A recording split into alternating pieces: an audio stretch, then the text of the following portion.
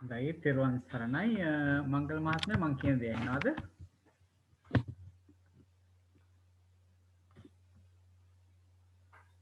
අපිට ඉදිරියට කරගෙන යන්න පුළුවන් ජයන්ත මහත්මයා. හොඳයි එහෙනම් හොඳයි. අපි එහෙනම් ඉදිරියට කරගෙන යමු. මම රෙකෝඩ් වෙන්න දැම්මා. එහෙනම් අපි කරගෙන යමු. හොඳයි. හැම දිනාටම තෙරුවන් සරණයි. අද අපි 2021 වර්ෂයේ මේ මාසේ 31 වෙනි සඳුදා දවසේ ශ්‍රී ලංකා වේලාවෙන් සවස් 5:30ට එකතු වෙන්නේ අභිධම්ම මාතිකා සාකච්ඡාවකටයි. ප ဋ ාණ ධර්ම සභාව මගින් පවත්වනු ලබන අභිධම්මාචාර්ය උපාධිමාලාවේ 2021 අධ්‍යයන වර්ෂයේ දෙවැනි වසර සඳහා වන දේශන මාලාවේ තවත් කොටසකටයි අපි සම්බන්ධ වෙන්නේ අද 12 වෙනි පාඩමට. හොඳයි අපි පාඩම ආරම්භ කරන්න කලින් තෙරුවන් නමස්කාර කරලා අපේ ගාථාවත් සජ්ජායනය කරලා පටන් ගමු. නමෝ තස්ස භගවතෝ අරහතෝ සම්මා සම්බුද්දස්ස නමෝ තස්ස භගවතෝ අරහතෝ සම්මා සම්බුද්දස්ස නමෝ තස්ස භගවතෝ අරහතෝ සම්මා සම්බුද්දස්ස විචිත්ත මති ගම්බීර මනන්ත නය මණ්ඩිතං ප ဋ ාණං සම්මසන්තස්ස විමලාමිත බුද්ධියා යස්ස දේහානික්ඛමින්සු සුභාචබ්බන්න රන්සියෝ නීලපීතා රත්ත සේතා මංජිට්ඨාච පබස්සරා තං ලෝකනාතං සුගතං ධම්මංච ජින සේවිතං සංඝං නිරංගනං සෙට්ඨං නමාමි සිරසාදරං සාදු සාදු සාදු. හොඳයි හැම දිනාටම නැවත වරක් තෙරුවන් සරණයි. අපිට අද කතා කරන්න තියෙන්නේ අභිධම්ම පිටකේ ධම්ම සංගණී ප්‍රකරණේ අභිධම්ම මාතිකා වල අඩංගු 17 වෙනි ත්‍රිකය. ඒ තමයි උප්පන්න ත්‍රිකය. මෙතනදිත් අපිට සුපුරුදු පරිදි දක්වලා තියෙනවා මේ පද තුනකින් දක්වලා තියෙනවා මේක ත්‍රිකය. ඒ තමයි උප්පන්නා ධම්මා, අනුප්පන්නා ධම්මා, උප්පාදිනෝ ධම්මා කියලා. එතකොට නික්කේප කාණ්ඩයේ තියෙන 140 ඡේදය, 141 වෙනි ඡේදය සහ 142 වෙනි ඡේදය නික්කේප කාණ්ඩේ. අට කතා කාණ්ඩයේදී එකම 1429 කියන එකම ඡේදයකින් තමයි මේ පද තුනම දක්වලා තියෙන්නේ. එන්න මම හිතන්නේ පසුගිය සතියේත් අපිට ඒ වගේම තැනක් මතු වුණා. ඉතින් අපිට දැන් පුරුදුයි එකක්. එතකොට මේකේ සිංහල අර්ථය දීලා තියෙනවා කොහොමද? උත්පන්න ධර්මයෝය, අනුත්පන්න ධර්මයෝය, උත්පාදී වරහන් ඇතුලේ තියෙනවා අවශ්‍යයෙන් උපදනා ධර්මයෝය කියලා කොටස් තුනක් දීලා තියෙනවා. මේක බොහොම සියුම් ධර්ම කොටසක් මෙතනදී අපිට අද ඉගෙන ගන්න තියෙන්නේ. අපි බලමු කොයි ආකාරයෙන්ද ඒක නික්කේප කාණ්ඩවල අට කතා කාණ්ඩවල සඳහන් වෙලා තියෙන්නේ කියලා. හොඳයි. ඒ වගේම අභිධර්ම භාවනා පොතේ දක්වලා තියෙනවා මේ උප්පන්නා ධම්මා, උපන්න ත්‍රිකේ විස්තර කරන තැන තියෙනවා මේ උප්පන්නා ධම්මා කියනකොට උපාද තිති භංග නම් වූ ෂණත්‍රයට පැමිණෙමින් පවත්නා වූ නිස්සත්ත්ව නිජීව පරමාර්ථ ධර්ම ස්වභාවය ඇත්තා. ස්වභාව ධර්මයෝ ඇත්තා කියලා. එතකොට මෙතනදි කියන්නේ උප්පන්නා ධම්මා කියලා කියන්නේ උපාද තිති භංග කියන ෂණ තුනට, ෂණත්‍රය කියන්නේ ෂණ තුනනේ. ඒකට පැමිණෙමින් පවත්නා. ඒ කියන්නේ උපාදයට පැමිණෙමින් පවත්නා වෙන්නත් පුළුවන්. ඒ වගේම තිතියට පැමිණෙමින් පවත්නා වෙන්නත් පුළුවන්. භංගයට පැමිණෙමින් පවත්නා වෙන්නත් පුළුවන්. ඒ කියන්නේ උපාද තිති භංග අවස්ථාවේ පවතින ධර්මතා ගැන තමයි මෙතන මේ සඳහන් කරලා තියෙන්නේ. ඊළඟ පදේ තමයි අනුප්පන්නා ධම්මා. ඒක කොහොමද සඳහන් කරලා තියෙන්නේ? උපාද තිති භංග නම් වූ ෂණත්‍රයට නොපැමිණියා වූ. ඒ වගේම ඒ ෂණත්‍රයට පැමිණෙමින් නොපවත්නා වූද නිස්සත්ත්‍ය නිජීව පරමාර්ථ ස්වභාව ඇති ධර්මයෝ ඇත්තා. ඒ කියන්නේ පළවෙනි කොටසෙන් කියනවා මේ අනුප්පන්න ධම්මා කියනකොට උපාද ත්‍රිති භංග නම් වූ ෂණත්වයට නොපැමිණියා. ඒ කියන්නේ අතීතයේදී පැමිණිලා නැහැ. ඒ උත්පාද ත්‍රිති භංග කියන අවස්ථාවට පැමිණිලා නැහැ. ඒ වගේම ඒ ෂණත්‍රයට දැන් පැමිණෙමින් සිටින්නෙත් නැහැ. ඒ කියන්නේ දැන් පැමිණෙන්නෙත් නැහැ උත්පාද ත්‍රිති භංග කියන අවස්ථාවට පැමිණෙන්නෙත් නැති ධර්ම කොටසක් ගැන තමයි එතකොට මේ අනුප්පන්නා ධම්මා කියන එකෙන් විස්තර කරන්නේ. තුන්වෙනි පදය තමයි උප්පාදිනෝ ධම්මා. දැන් මෙතනදී කියනවා මේ නිමාවට ගිය කාරණේක දේශයක් ඇති බැවින් අවශ්‍යයෙන් මතු ඉපදීම ස්වභාව කොට ඇත්තා වූ නිස්සත්ත්‍ය නිජීව පරමාර්ථ ස්වභාව ධර්මයෝ ඇත්තා කියලා. ඒ කියන්නේ මෙතනදී කියන්නේ මොකක්ද? කර පසුගිය කියන්නේ දැනට කරලා තියෙන නිමාවට ගිහිල්ලා තියෙන. ඒ කියන්නේ නිමාවට ගියා කියලා කියන්නේ අතීතයේනේ.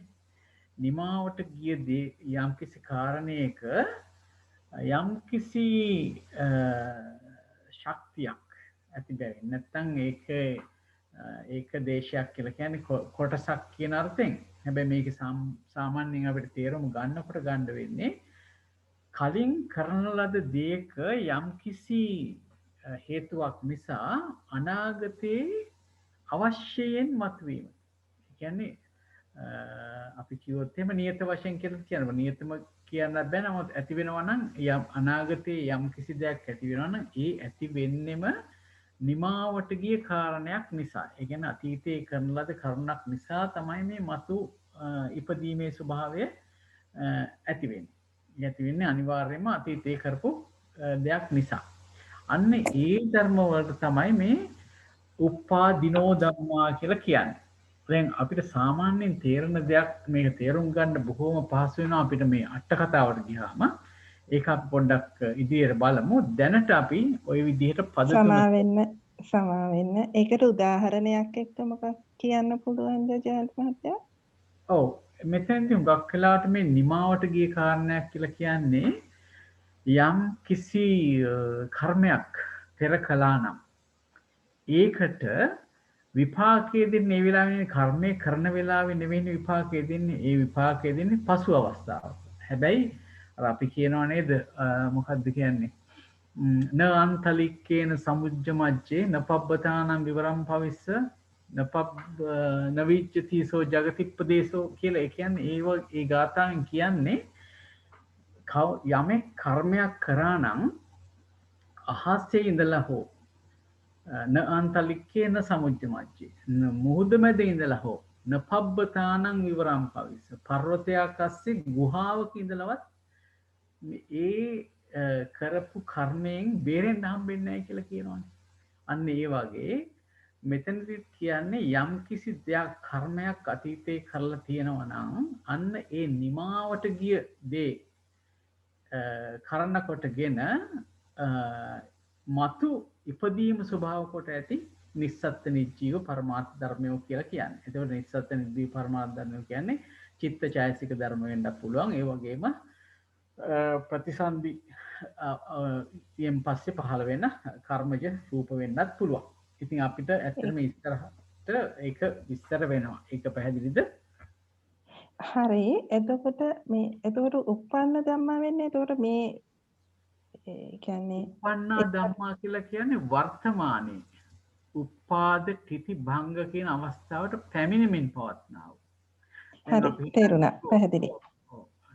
දැන් අපිට යම් කිසි දෙයක් දිහා බලනකොට චක්කු විඥානය උපදිනවා කියන්නකො. ඒ චක්කු විඥානය උපදිනවා නම් අන්න ඒ අවස්ථාවේදී චක්කු විඥානය උපාදේ ත්‍ිති භංග අවස්ථාවටපත් වෙන අවස්ථාවට අපි කියනවා චක්කු විඥානයේ උප්පන්න ධම්මයක් කියලා. ඒ අවස්ථාවේදී පැහැදිලි. බොහොම පිං.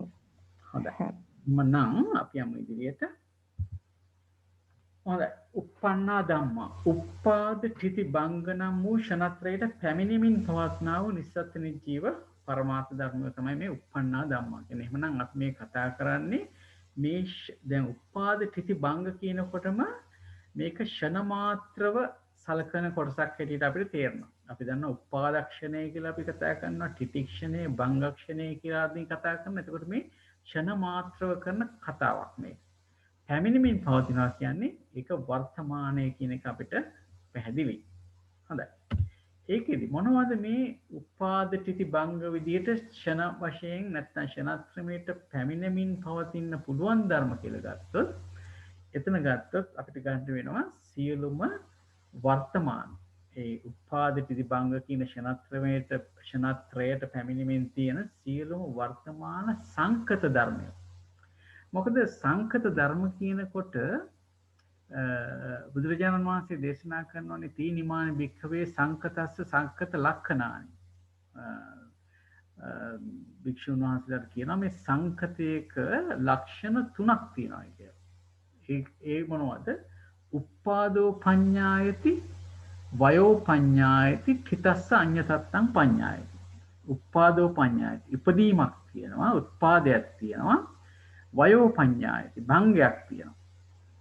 ඨිතස්ස අඤ්ඤතත්තං පැවැත්මේදී අන්‍ය තත්වයකට පරිවර්තනය වෙන ගතියක් තියෙනවා. ඒ කියන්නේ ඨිතියක් තියෙනවා. වෙනස් වෙමින් පවතින අවස්ථාව තමයි ඨිතිය කියලා ගන්න එතන. ඨිතියෙන් පස්සේ භංගය. එතකොට එතනදී කියන්නේ මේ සංකත ලක්ෂණ 3ක් ගැන තමයි මේ උපාද ඨිති භංග කියනකොට කියන්නේම සංකත ලක්ෂණ 3ක් ගැන. එහෙමනම් වර්තමානයේ තියෙන සංකත ධර්මයෝ තමයි අපිට එතකොට වර්තමානයේ උපදින ඨිතියටපත් වෙච්ච භංගයටපත් වෙන වර්තමාන ධර්මයෝ තමයි අපිට එතකොට ගන්න වෙන්නේ මේ uppannā ධම්මා කියලා. එතකොට සියලුම සංකතවල තියෙනවා මෙන්න මේ ලක්ෂණ. එතකොට නිර්වාණය ගත්තාම ඒක අසංකතයි. ඒක උපාදේකුත් නැහැ, ඒක ඨිතියකුත් නැහැ, ඒක භංගයකුත් නැහැ. ඒකින්ද අපිට සංකත ධර්මයක් හැටියට නිර්වාණය ගන්න පුළුවන් කමක් නැහැ. එහෙමනම් අපිට නිර්වාණය හැර ඊතුරු සියලු පරමාර්ථ ධර්ම. ඒකේ මොනවාද? සිත් 89ක් අපි දන්නවා. චෛතසික 52ක් ඒ සිත් සහ සම්පයුක්ත උපදිනවා. ඒ වගේම රූප 28ක් තියෙනවා. එහෙමනම් එන්න ඒ ටික තමයි අපිට මෙතනදී මේ උපාද ඨිති භංග නම් වූ ක්ෂණත්‍රයට පැමිණෙමින් පවතිනවා කියන්නේ. හැබැයි ඒක ගන්නකොට ඒ සිත් ඒ අවස්ථාවේදී උපාද ඨිති භංග කියන ක්ෂණත්‍රයට පැමිණෙමින් තියෙන අවස්ථාව තමයි අපි ගන්න. එතකොට ඒ ආකාරයෙන් ගත්තාම මේ එක එක සිතක් ඒ අවස්ථාවේදී උපාද ඨිති භංගයට පැමිණෙනවා නම් අන්නේ ඒ සිතත් ඒ සිතේ තියෙන චෛතසික ධර්මත් අපිට පුළුවන් uppannā ධම්මා හැටියට සලකන්න. ඒ වගේම යම්කිසි රූපයක් තියෙනවා නම් උපාදයට පැමිණෙන, ඒ වගේම ඨිති අවස්ථාවේ තියෙන, ඒ වගේම භංග අවස්ථාවේ තියෙන රූපයක් තියෙනවා නම් අපිට පුළුවන් ඒක uppannā ධම්මා හැටියට ගන්න. දැන් අපි දන්නවා දැන් රූප 28 ගත්තාම අවසානයේ තියෙනවා ලක්ෂණ රූප 4ක්. ලක්ෂණ රූප 4 තමයි උපචය, සන්තති, ජරතා, අනිච්චතා කියන රූප 4. එතකොට ඒ රූප 4 ගත්තොත් උපචය කියලා කියන්නේ හට ගැනීම. සන්තති කියලා කියන්නේ නැවත නැවත හට ගැනීම. එතකොට බලන්න මේ උපදින අවස්ථා දෙකක් ගැන තමයි එතන මේ උපචය සන්තති කියන එකකින් තේරුම් කරලා දෙන්නේ. යම් කිසි රූපයක් පළමුව උපදිනවා. පළමුව උපදින අවස්ථාවේ අපි උපචය කියනවා. සන්තති කියලා කියනවා ඒක පරම්පරා වශයෙන් නැවත නැවත භංග වෙවි. නමුත් දැන් උදාහරණයක් ගත්තොත් කර්මජ රූප ගත්තොත් එහෙම. ඒකේ තියෙනවා කර්ම ශක්තිය නිසා නැවත නැවත ඉපදීමක් තියෙනවා, සන්තති වශයෙන් පැවැත්මක් තියෙනවානේ. අන්න එතකොට මේ උපචය සන්තති කියන කොටස් දෙකම ගන්න. එතකොට මේ උත්පාද අවස්ථාව නිරූපණය කරන ධර්මය හැටි නියෝජනය කරන ධර්මය හැටියට. එතකොට ජරතා කියනකොට ජරතා කියන්නේ ඨිති අවස්ථාව. ජරාවට පත් වෙන අවස්ථාව ඨිති අවස්ථාව. එතකොට අනිච්චතා කිව්වොත් භංග අවස්ථාව. එහෙමනම් ඒ රූප භංගයේ දක්වාම ඨිති භංග ආදී වූ නැත්නම් ජරතා අනිච්චතා කියන රූපත් මෙන්න මේ රූප 28ටම අයිති වෙනවා. මොකද ඒක උත්පාද ඨිති භංග කියන දේ ඨිති භංග කියන කොටසට ජරතා අනිච්චතා කියන දෙකත් ඇතුළත් වෙන හින්දා. හොඳයි. ඊළඟට අපි බැලුවොත් දැන් අපි දන්නවා uppannā ත්‍රිකේ පළවෙනි පදේ අභිධර්යාර්ථ වෙන්නේ එතකොට සිත් 89යි චෛතසික 52යි රූප 28ක් තමයි උත්පාද තිති භංග කියන ක්ෂණත්‍රයට පැමිණෙමින් පවතින්න පුළුවන් ධර්ම.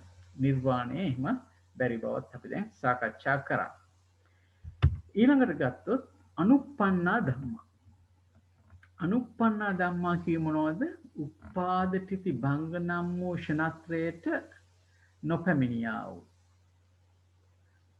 හරි. ඒ මේ උත්පාද තිති භංගක්ෂණයට නොපැමිණියා වූද ඒ ක්ෂණත්‍රයට පැමිණෙමින් නොපවත්නා වූද. හරි. ඒ කියන්නේ මේ එහෙම පැමිණිලත් නැහැ. උත්පාද තිති භංග අවස්ථාවට පැමිණිලත් නැහැ. දැන් පැමිණීමෙන් පවතින්නෙත් නැති ධර්ම තමයි මේ නිස්සත්ත්‍ය නිච්චය පරමාර්ථ ධර්මයේ වගේක් තියෙනවා. අන්න ඒවා තමයි අනුප්පන්නා ධම්මා කියලා කියන්නේ. එතකොට පොදුවේ ගත්තාම අතීතයේ උපාද තිති භංග අවස්ථාවට පැමිණිලත් නැහැ. දැන් ඒ වගේ ඒ ක්ෂණත්‍රයට පැමිණීමෙන් පවතින්නෙත් නැහැ. හොඳයි. අපි එතන ඒ විස්තරය ඔහොම තියලා අපි ඊළඟට යමු උප්පාදිනෝ ධම්මා කියන එකට. උප්පාදිනෝ ධම්මා කියන එක අපි නැවතත් කතා කරොත් නිමාවට ගිය කාරණයක දේශය. මේ වචනය තියෙන ඇත්තටම මේ භාවනා පොතෙන් අපි ගත්ත මේ කාරණයක දේශයක් කියන එක. ඒකෙන් අපි තේරුම් ගත්තේ යම්කිසි නිමාවට ගිය කාරණයක කාරණයක් කරනකොට නැත්නම් ඒකින් යම්කිසි බලපෑමක් ඇති බැවින් අවශ්‍යයෙන්ම මතු ඉපදීම ස්වභාවය කොට ඇති නිස්සත්ත්‍ය නිජීව පරමාර්ථ ධර්මය. එතකොට ඒකෙදි කියනවා මෙතනත් මතු ඉපදීමේ ස්වභාවයක් ඇති ධර්ම කියලා තමයි මෙතනත් කියන්නේ. හැබැයි මේක අර කලින් අපි කෙටියෙන් කතා කරා වගේ අර ප්‍රශ්නෙට උත්තර දෙනකොට මේක අතීතයේ කරපු යම්කිසි අතීතයේ නිමාවට ගිය කරපු කියනට වඩා අපි හිතමු අතීතයේ සිදු වුණු අතීතයේදී විද්‍යාමාන වෙච්ච යම්කිසි කරුණක් නිසා අනාගතයේදී ඇති වෙන්න පුළුවන් ධර්මතාව ගැන තමයි මෙතන කියන්නේ. දැන් මේ පද දෙකම ගත්තොත් අනුප්පන්නා ධම්මා කියන තැනදීත් අපි කිව්වා මේ අතීතයේ උපාද තිති භංග විදිහට ඇති උනේ නැහැ. දැන් ක්ෂණත්‍රමේට පැමිණීමේ පවතින්නෙත් නැහැ. ඒ වගේ ධර්මයක් කියලා. ඒ කියන්නේ එහෙම යම්කිසි ධර්මයක් තියෙනවා නම් අතීතයේ ධර්ම තිබිලත් නැහැ. දැන් එහෙම ධර්ම පවතින්නෙත් නැහැ. එහෙමනම් ඒ පවතිනවා නම් පවතින්න පුළුවන්නේ අනාගතයකින් හැඟීමක් අපිට එනවා. ඒ වගේම මේ උප්පාදිනෝ ධම්මා කියනකොට නිමාවට ගිය කාරණයක් හින්දා තමයි මතුවට මේ ධර්මතා මේ පරමාර්ථ ධර්මතා ඇති වෙන්නේ. ඒවට තමයි උප්පාදිනෝ ධම්මා කියලා කියන්නේ. එහෙමනම් අපිට දැන් මෙතනදී තේරෙන දෙයක් තමයි මේ පද දෙකෙන් කතා කරන්නේ අනාගතයේ ඇතිවිය හැකි ධර්ම ගැන තමයි මේ කතා කරන්නේ. හැබැයි ඒ අතීතේ නෙවෙයි සමාන අනාගතේ. අනාගතයේ ඇතිවිය හැකි ධර්ම ගැන තමයි කතා කරන්නේ. හැබැයි මෙතනදී ඒකේ බෙදීමක් ඇති කරලා තියෙනවා. කොටසක් අපිට පොදු සාමාන්‍ය වචනෙන් ගත්තොත් කියන්න පුළුවන් කර්මයේ ප්‍රත්‍ය වෙලා අනාගතයේ ඇති වෙන ධර්ම. ඒ තමයි උප්පාදිනෝ ධර්ම කියන්නේ. අනුප්පන්නා ධම්මා කියනකොට මොකද වෙනසක් තියෙන්නත් එපා නේද? එකම ගොඩට ඇතුළත් කරන්න බැරි හින්දා අපිට අනුප්පන්නා ධම්මා කියනකොට කතා කරන්න වෙන්නේ කර්මයෙන් ප්‍රත්‍යක් ලබන්නේ නැතුව අතීතයේ ක්ෂණත්‍රයට පැමිණියේ නැති වර්තමානයේ ක්ෂණත්‍රයට පැමිණීමෙන් පවතින්නෙත් නැති ධර්ම කියන එක ගැන අපිට අදහසක් ගන්න වෙනවා. අපි ඒක සරලව ගත්තොත් අපිට මෙන්න මේ අනුප්පන්නා ධම්මා උප්පාදිනෝ ධම්මා කියනකොට මෙන්න මේ ආකාරයෙන් අපිට ධර්මතා හම්බ වෙනවා. කර්ම ප්‍රත්‍යයෙන් තොර වූ ක්ෂණත්‍රයට නොපැමිණියා වූද ඒ ක්ෂණත්‍රයට පැමිණෙමින් නොපවත්නා වූද ධර්ම කියලා කියන්න වෙනවා. කර්ම ප්‍රත්‍යයෙන් තොරව. හරි? ඊට පස්සේ උප්පාදිනෝ කිව්වම කියන්න දෙනවා කර්ම ප්‍රත්‍යයෙන් මතු උපදින ධර්ම කියලා අපිට සඳහන් කරන්න වෙනවා. එතකොට අපිට පොදුවේ ගත්තම මේ දෙකම දැනට පහළ වෙලත් නැහැ. නැත්නම් දැනට ක්ෂණත්‍රයට පැමිණිලත් නැහැ. පැමිණෙමින් පවතින්නෙත් නැහැ. හැබැයි එක කොටසක් තියෙනවා කර්ම ප්‍රත්‍යනුයි පහළ වෙන්නේ. නැත්නම් කර්ම ප්‍රත්‍යමුයි ඒව ඇති වෙන්නේ. මතු ඉපදෙන්නේ. අනිත් කොටස තමයි කර්ම ප්‍රත්‍යයෙන් තොරව තමයි ඒ ධර්මතා අපිට හම්බ වෙන්නේ. මේ පිළිබඳව යම්කිසි ගැටලුවක් හෝ ප්‍රශ්නයක් තියෙනවද ඉදිරියට යන්න කලින්? මේ අනුපන්න කියන්නේ විපාක නෑ මේ උපාදිනෝ කියන්නේ විපාක අනුපන්න කියන්නේ අනිත් කුසල් අකුසල් ඒ වගේද?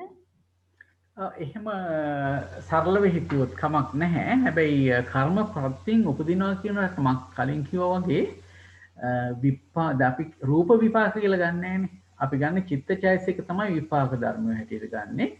රූප අපි ගන්නවා කම්ම සමුත්ථාන කියලා නේ. එතකොට අන්න ඒ අර්ථයෙන් අපිට ගන්න පුළුවන් මේ කර්ම ප්‍රත්‍යයෙන් මත උපදින ධර්ම කියන එක. ඔබතුමිය කිව්වා වගේ ඉතුරු කොටස ගන්න පුළුවන් දැනට ක්ෂණත්‍රයට පැමිණිලත් නැති පැමිණෙමින් පවතින්නේ නැති අනිකුත් ධර්ම ටික අපිට එතෙන්දි ගන්න පුළුවන්. අර කිව්වා වගේ කුසල අකුසල ක්‍රියා ආදී වශයෙන්. අපි බලමු කොයි ආකාරයකද මේක අපි විස්තර කරගන්න ඕනේ කියලා. තව කාටද ප්‍රශ්නයක් මොකුත් තියෙනවද? සමාවෙන්නස කාරණේක දේශයක් කියන්නේ කර්මයක් කියලා ගන්න පුළුවන්ද? නිමාවට ගිය කාරණේක දේශයක් කියන එක මංගල මහත්තයාට අදහසක් තියෙනවද මේ වචනේ තේරුම කොහේ හරි සඳහන් වෙලා තියෙනවද මේ අටුවාවේ හරි විශේෂ සඳහනක් නම් දැක්කේ නැහැ. නමුත් අපිට මේ පළවෙනි වසරේ ඉක්වන්නගෙන යනකොට ඒක පෙර කරන ලද කර්මයක් කියලා ඉතින් කියන්න වෙනවා.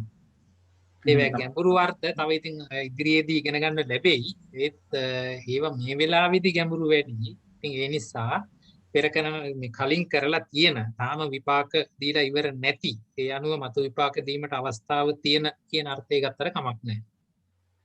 ඔව් ඒ විදිහට අපි ගමු. මොකද ඒක දේශයක් කියලා කියන්නේ කොටසක් කියන අර්ථයෙන් තමයි සාමාන්‍ය එක දේශය කියලා කියන්නේ.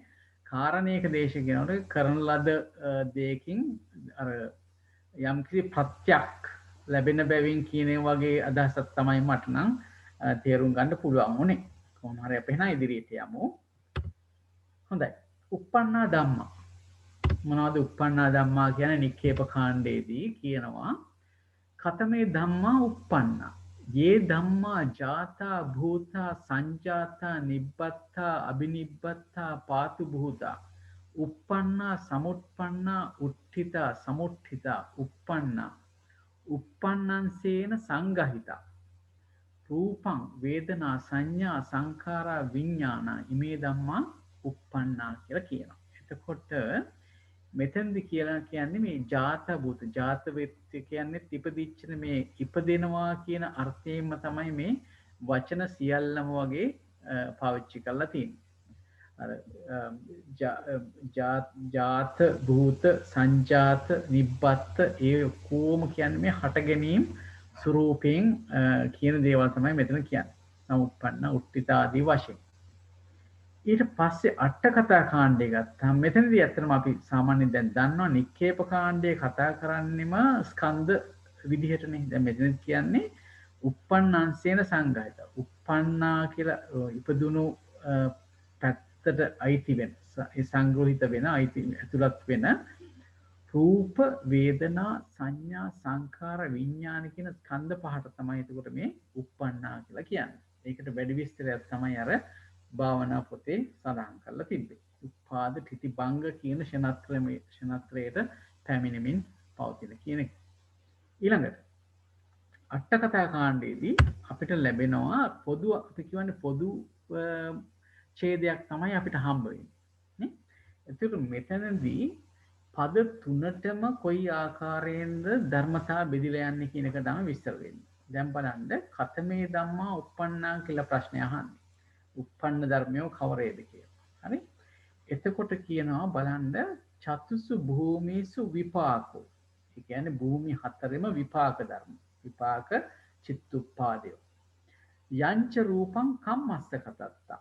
ඒ කියන්නේ යම් කිසි කර්මයෙන් හටගත් රූපයක් තියෙනවා. කියන්නේ කම්ම සමුත්ථාන රූප. නැත්නම් අපි පොදුවේ කියනවා කර්මජ රූප. මේ විපාක චිත්තුප්පාදත් කර්මජ රූපත් කියන ටික ඉමේ ධම්මා සියා uppannā සියා uppādino නවත්තබ්බා අනුප්පන්නාන නාති අනුප්පන්නාති. ඒ කියන්නේ මේ විපාක භූමි හතර විපාක චතුප්පාද ටිකයි ඒ වගේම කර්මජ රූප ගත්තොත් ඒ ටික uppන්න ධම්මත් වෙනවා. තුන්වෙනි පදයෙන් කිව්ව උපාදිනෝ ධම්මත් වෙනවා. හැබැයි දෙවෙනි පදයෙන් කිව්ව අනුප්පන්න ධම්ම වලට වැටෙන්නේ නැහැ කියලා මෙතෙන්දි කියනවා. ඔන්න අපිට එතකොට දැන් හිතා ගන්න කොලම්ස් තුනක් තියෙනවා නම් පළවෙනි කොලම් එකට යනවා මේ උප්පන්න ධම්ම වලටත් යනවා. ඊළඟට තුන්වෙනි එක උපාදිනෝ ධම්ම කියන කොටසටත් ඔය විපාක භූමි හතර විපාකයි කර්මජ රූප ටිකයි යනවා. ඊළඟට දෙවෙනි ඡේදයේ කියනවා චතුසු භූමිසු කුසලං කියන්නේ භූමි හතරෙම කුසල චිත්තෝපාද අකුසලං අකුසල චිත්තෝපාද තීසු භූමිසු ක්‍රියා ව්‍යාකතං භූමි තුනේම තියෙන ක්‍රියා චිත්තෝපාද ඒ වගේම යංච රූපං න කම්මස්ස කතත්තා යම් කිසි කර්ම සමුත්ථාන නොවන රූපයක් තියෙනවා අන්න ඒකත් ගත්තාම එතකොට අපිට මේ භූමි හතරෙම කුසල චිත්තුප්පාද අකුසල චිත්තුප්පාද භූමි තුනේ ක්‍රියා චිත්තුප්පාද ඒ වගේම කර්මෙන් හට නොගත්ත නැත්නම් කම්ම සමුත්ථාන නොවන යම් රූපයක් තියනවාද ඒ ධර්ම උප්පන්නත් වෙනවා සියා උප්පන්නා සියා අනුප්පන්නා ඒක අනුප්පන්න ධර්මයකුත් වෙනවා නවත්තබ්බා උප්පාදිනෝති ඒ කියන්නේ පළවෙනි පදයටත් යනවා ඒ ටික දෙවෙනි පදයටත් යනවා හැබැයි තුන්වෙනි පදයට යන්නේ නැහැ උප්පාදිනෝ කියන ගණයට යන්නේ නැහැ මොකද එතන තුන්වෙනි පදේ අපි කිව්ව උප්පාදිනෝ කිව්වේ පෙර කරන ලද දේක නිසා අනාගතයේ උපදින කියන කොටනේ එතකොට මේ කුසල් සිත් අකුසල් සිත් ක්‍රියා සිත් ඒ වගේම කර්මජ නොවන රූප ඒ ගණයට යන්නේ නැති බවට දැන් ටිකක් පැහැදිලි නේද ඊට පස්සේ අන්තිමට කියනවා නිබ්බාණං න වත්තබ්බං uppannantipi anuppannantipi uppādinōtipi නිබ්බාණය කියන එක කොහොමවත් මේ ෂණත්‍රයට පැමිණෙන එකක් නෙවෙයිනේ නේද ඒ වගේම හටගන්න දෙයක්ුත් නෙවෙයි උපදින දෙයක්ුත් නෙවෙයි ඒකනේ ඒක අසංකතයි කියලා කියන්නෙම ඒක හට ගන්න ගතියක් පවතින ගතියක් වෙනස් වෙන ගතියක් වැය වෙන ගතියක් නැති හින්දා ඒකින්ද නිර්වාණය කියන එක මේ කිසිම පදයක ඇතුළත් කරන්න බැහැයි කියලා තියෙනවා ඒකට අපිට දැන් තේරෙනවා දැන් මේ ත්‍රිකය ගත්තොත් නිර්වාණය කියන එක මේ කිසිම පදයකට ඇතුළත් වෙන්නේ නැහැ කියන එක ඔන්න දැන් හිතේ තියාගන්න පොඩ්ඩක් හරි ඔන්න දැන් ඒ ටික මම වගුව කර දැම්මා කොහොමද අට කතා කාණ්ඩයට අනුව චතුසු භූමිසු විපාකෝ කියන ටික දැම්මා සියා uppannā සියා uppādino නවත්තබ්බා අනුප්පන්නා ධම්මා කියලානේ එතකොට මේ චතුසු භූමිසු විපාක කියන එක uppන්න ධර්මයකුත් වෙනවා uppādino ධම්මයකුත් වෙනවා හරි ඊට පස්සේ යංච රූපං කම්මස්ස කතත්තා ඒකත් uppannā ධම්මයක් වෙනවා uppādino ධම්මයක් වෙනවා හැබැයි මේ අනුප්පන්නා ධම්මා කියලා නවත්තබ්බා කියලා කිව්වා නේද? ඔන්න පළවෙනි ඡේදයෙන් අපිට ඔන්න ඔය ටික ලැබුණා. දෙවෙනි ඡේදයෙන් මොකද්ද කියන්නේ? දෙවෙනි ඡේදයෙන් කියනවා චතුසු භූමිසු කුසලං අකුසලං තීසු භූමිසු ක්‍රියාවියකතං යංච රූපං න කම්මස්ස කතත්තා සියා uppannā සියා අනුප්පන්නා නවත්තබ්බා uppādino ධම්මා කියලා මෙතන හිස්. ඊට පස්සේ කියනවා නිබ්බාණං කියන එක මේ කිසිම දෙයකට ඇතුළත් වෙන්නේ නැහැ කියලා. ඒ කියන්නේ නවත්තබ්බා 1 2 3 කියන එක නවත්තබ්බා uppannā anuppannā uppādino කියලා කිව්වනේ. uppādino කියලා. එතකොට ඔය ආකාරයෙන් ගත්තාම අපිට මේ ටික තමයි මේ කොටස් තුනට බෙදා ගන්න වෙන්නේ. දැන් බලන්න uppannā ධම්මා කියනකොට කියන කොටස් ටික බලන්න. අපි ගත්තොත් අපි සාමාන්‍ය පුරුදු විදිහට යමු. මෙතන තියෙනවා කුසල සිත් තියෙනවා.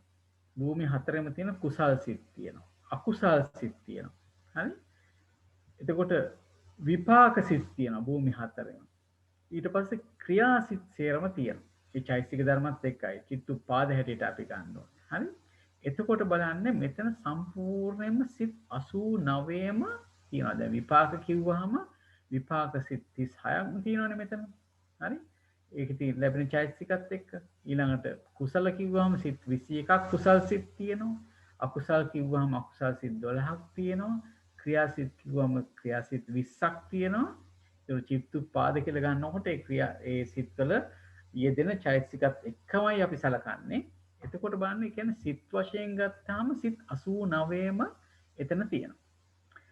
ඒ වගේම දැන් යම් කිසි කම්ම සමුට්ඨාන නැත්නම් කර්මජ රූපයක් ඇද්ද කර්මජ නොවන රූපයක් ඇද්ද කියලා කිව්වහම සියලු රූප මෙතනට අන්තර්ගත වෙනවා.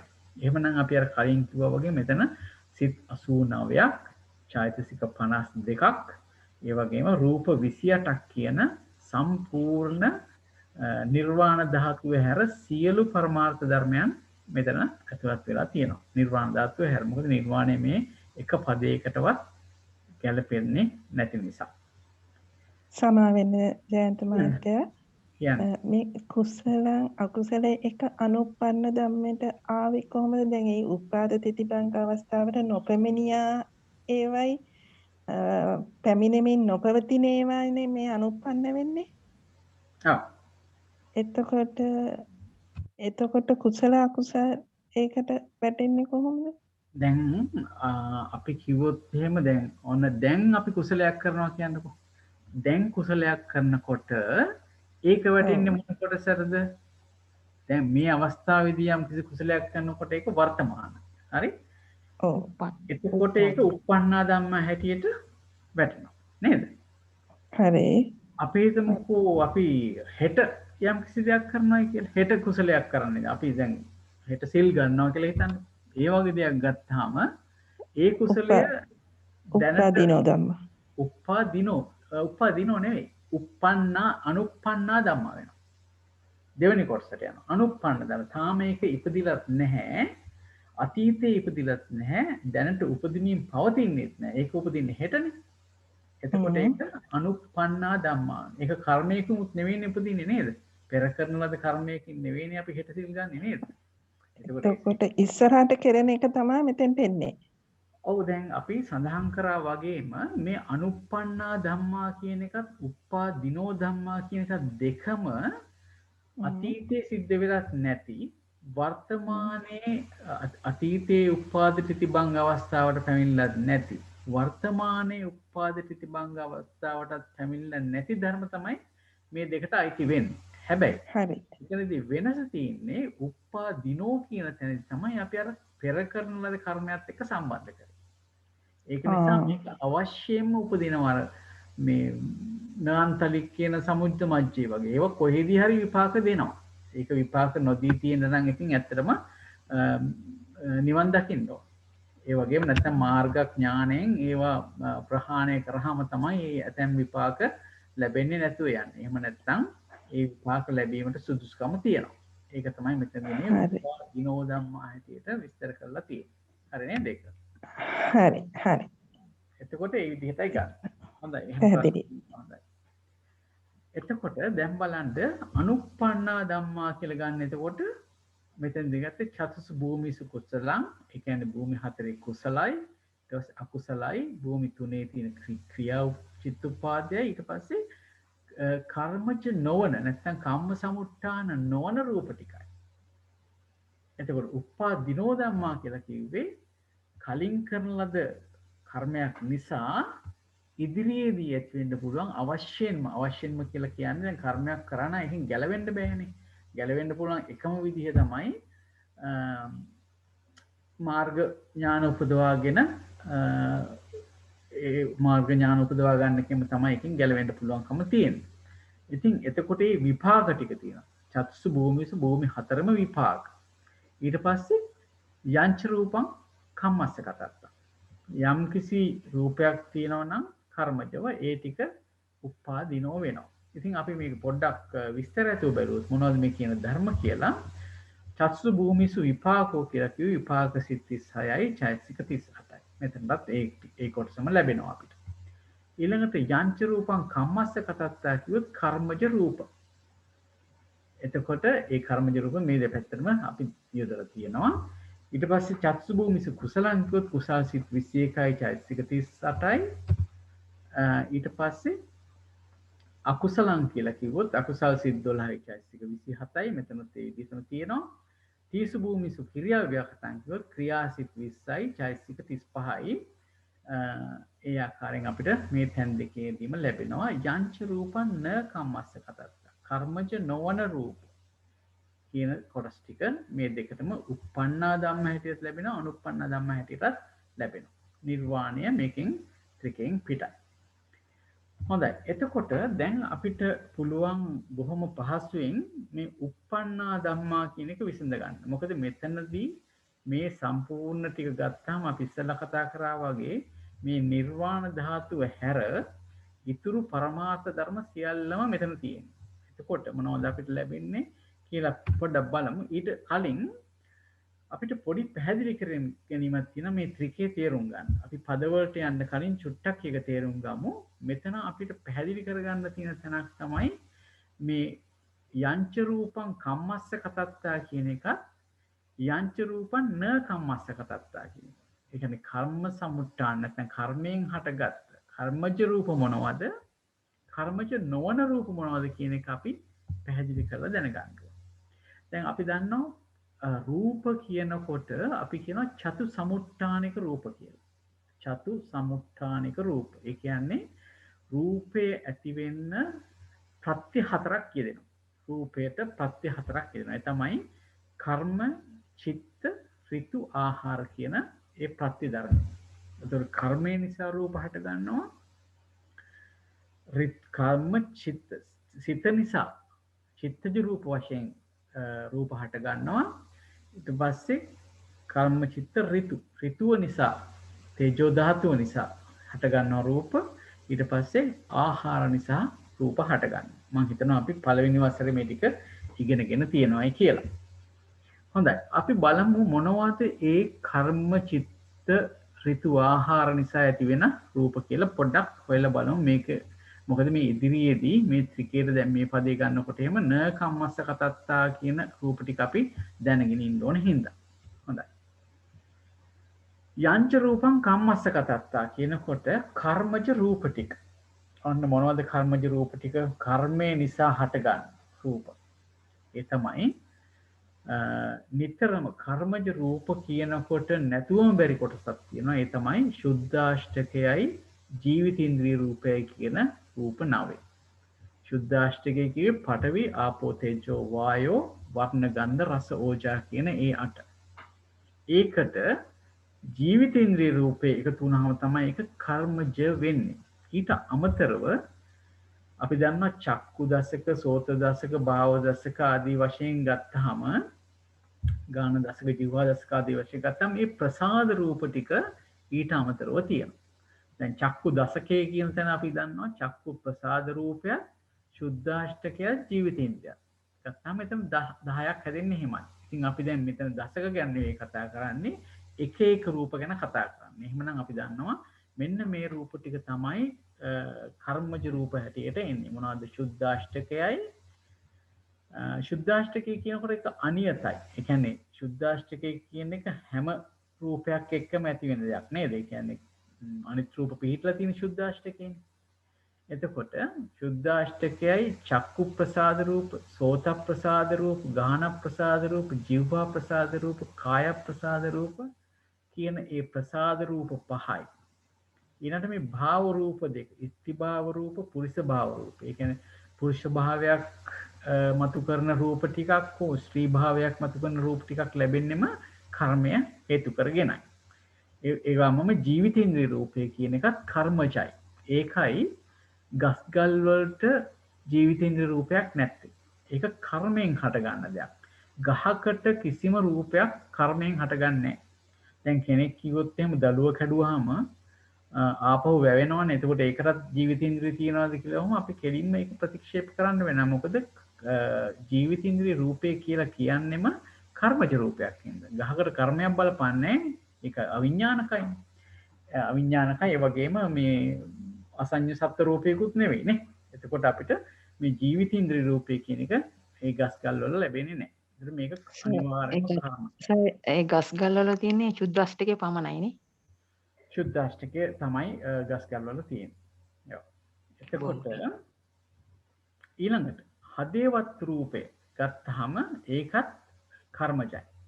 ඒක කර්මජ පංචවෝකාරේ ඉපදින කෙනෙක්ගේ තියෙන දෙයක් තමයි මේ හදේවත් රූපය කියන එක.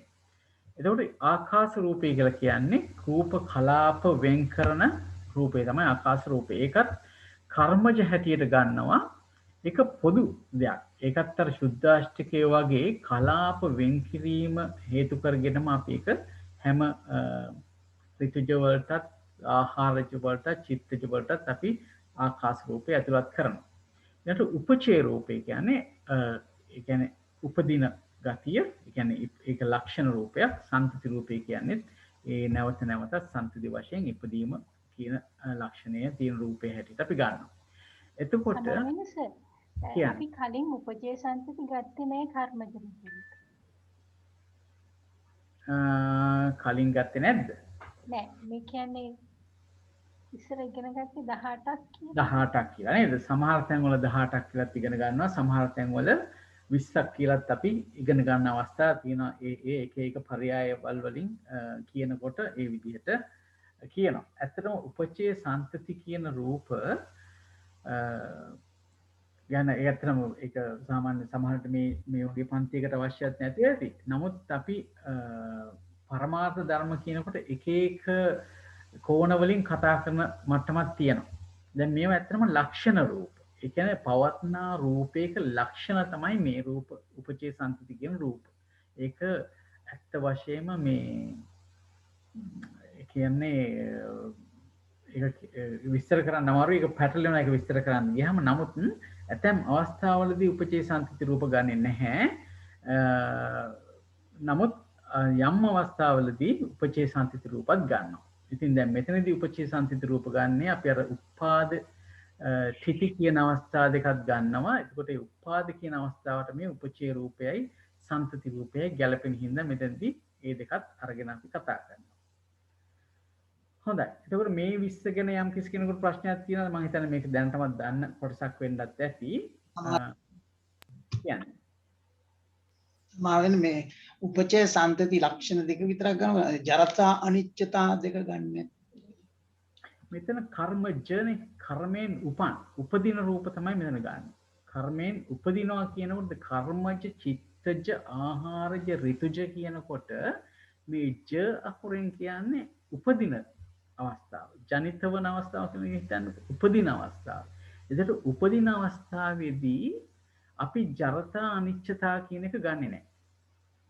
එතකොට කර්මජ කියන්නේ කර්මයෙන් උපදින රූප.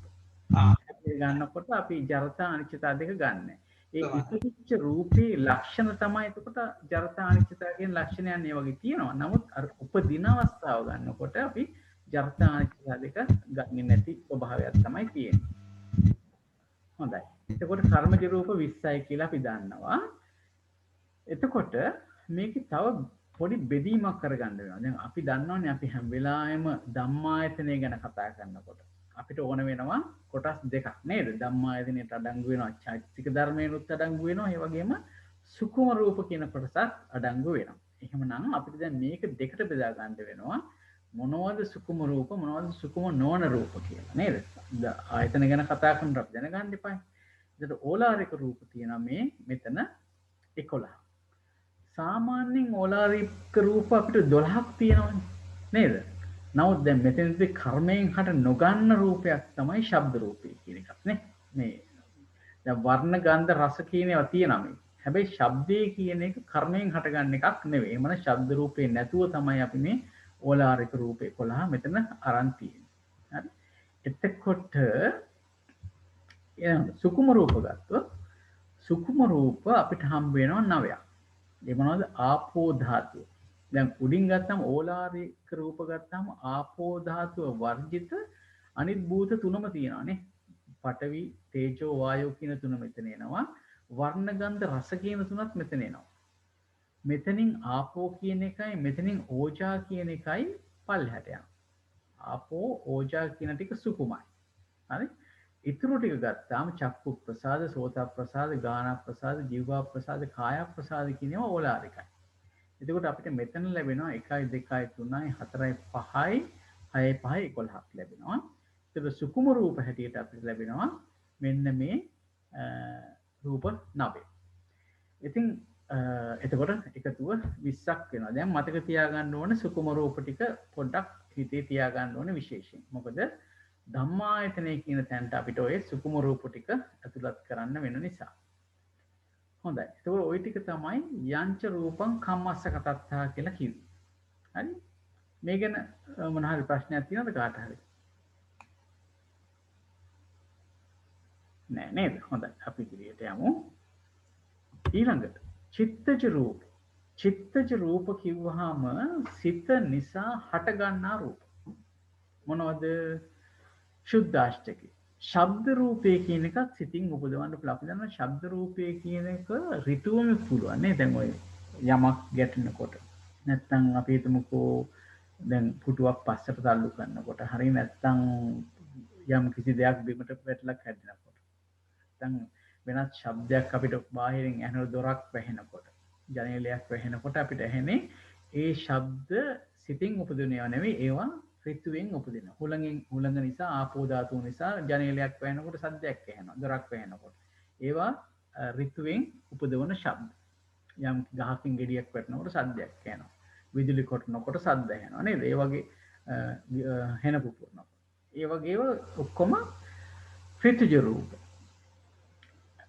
එතකොට මේ චිත්තජ රූපය එතකොට ශබ්ද රූපය කියන සිතිමුත් ඇති කරන්න පුළුවන්. දැන් අපි කතා කරනකොට ඇති කරන ශබ්දය සිතින් ඇති කරන ශබ්දයක්.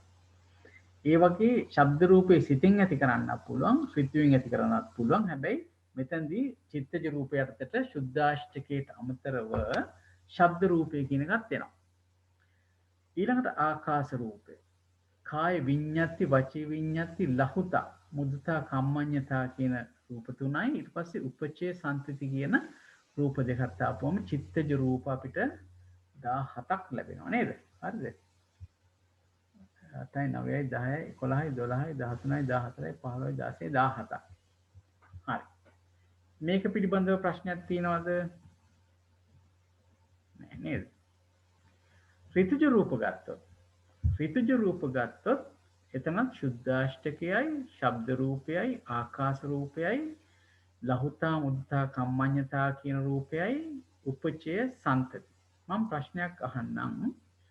මේ ලහුතා, මුදුතා, කම්මඤ්ඤතා කියන රූපවලට ඍතුවෙන් ඇති වෙන එකට උදාහරණයක් දෙන්න පුළුවන්ද?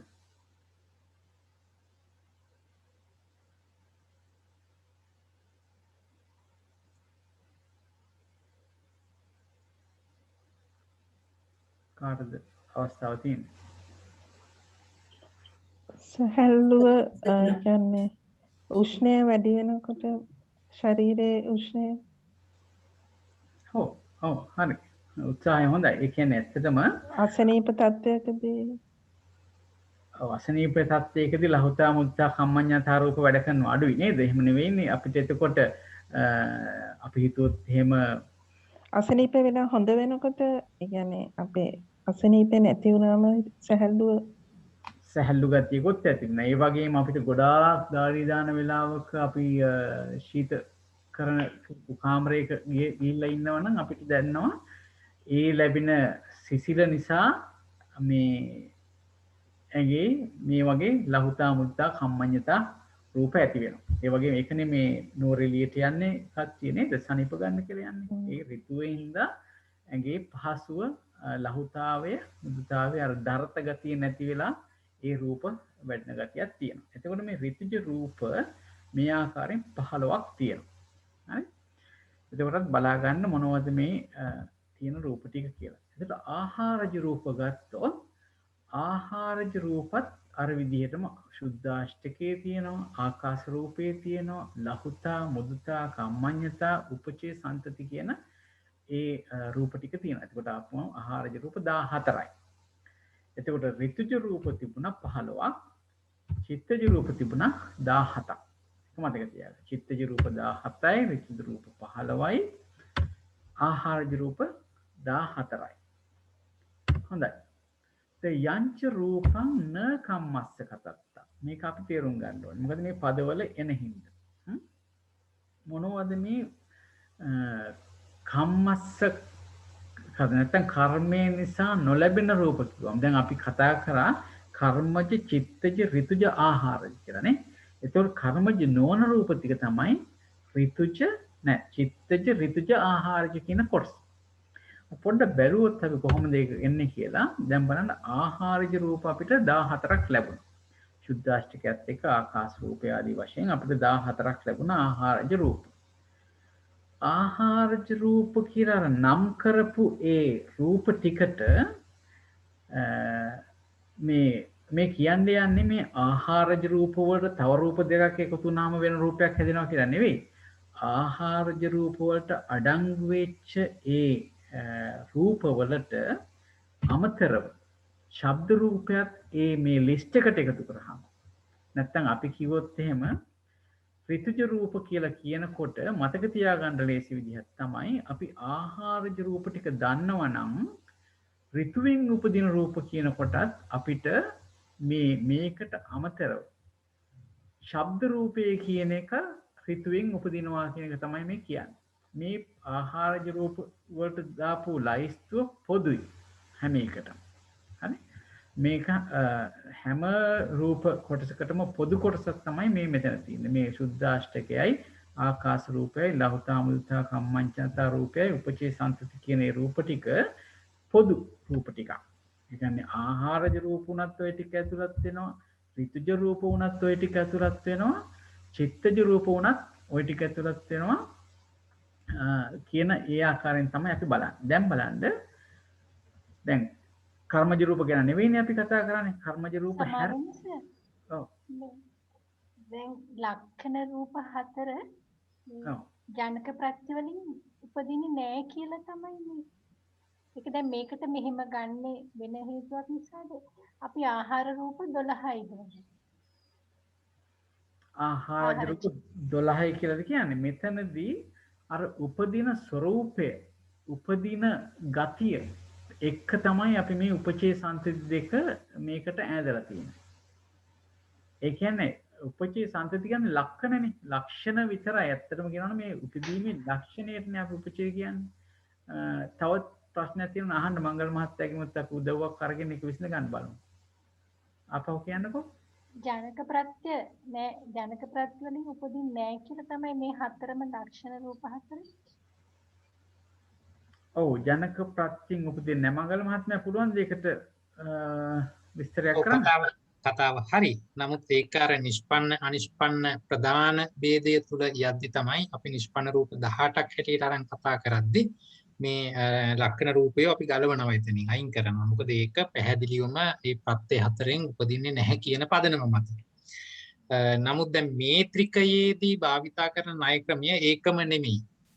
හරි මේකෙදී අපි උප්පන්න ස්වභාවයට අනුප්පන්න ස්වභාවයට උපාදීනෝ ස්වභාවයට මුල් තැන දීලා කතා කරද්දී ඒ ලක්ෂණ ස්වභාවය අපි මෙතෙන්ට සලකලා තියෙනවා. රූප 28යි කියන පදනමේ ඉඳගෙන තමයි මේක අපි ඇනලයිස් කරලා පෙන්නන්නේ. ඒකයි වෙනස. හොඳයි. බොහොම පිං මංගල මහත්මයා.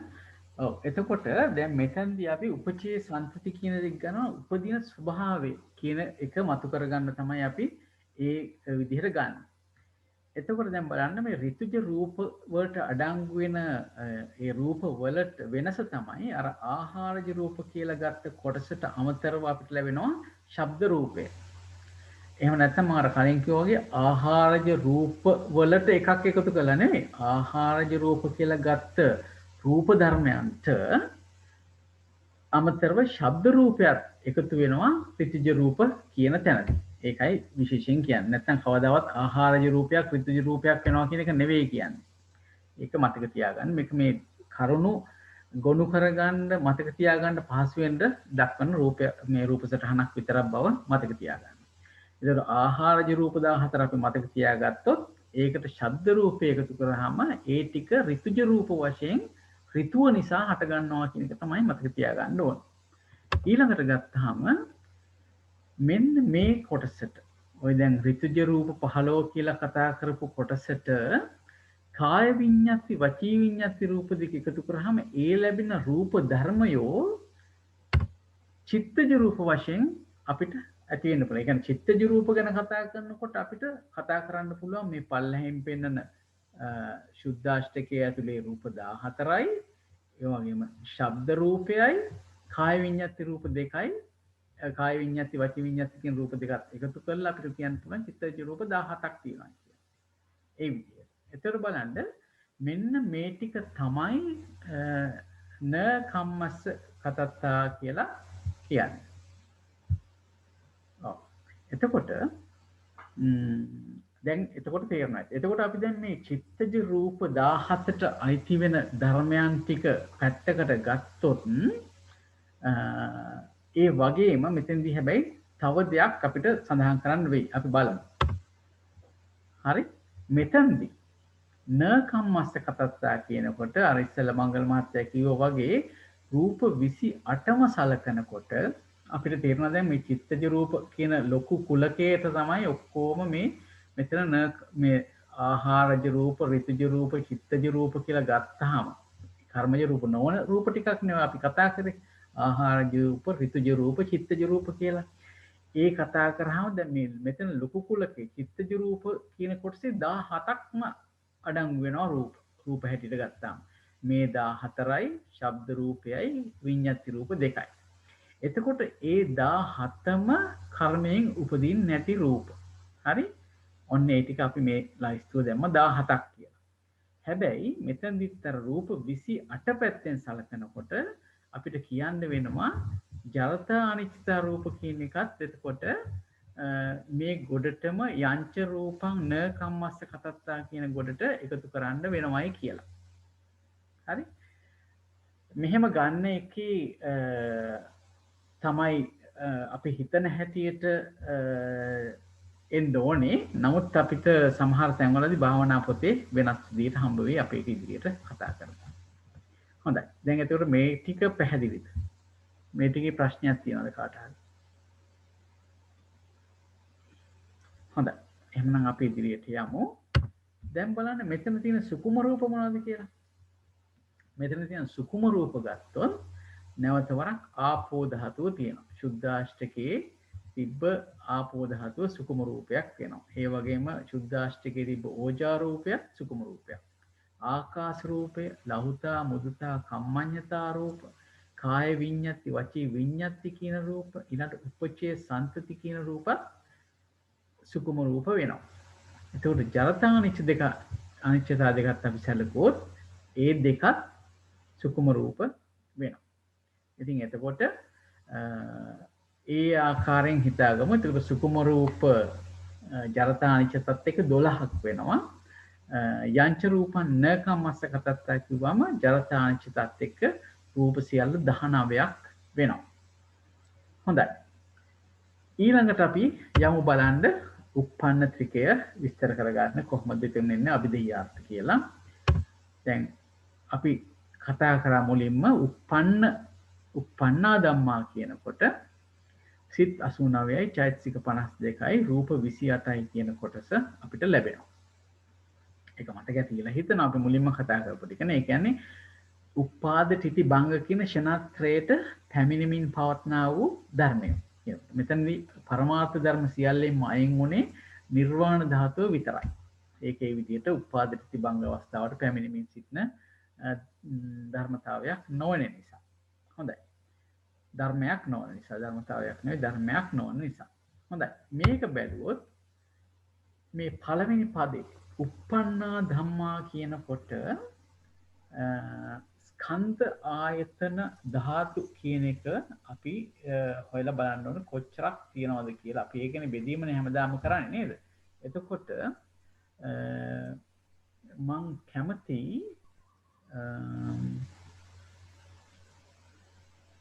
යොමු වෙන්න ජයසේන මහත්මයාට පුළුවන්ද උදව්වක් කරන්න එතන? ස්කන්ධය කියනද කියලා කියන්න පුළුවන්ද?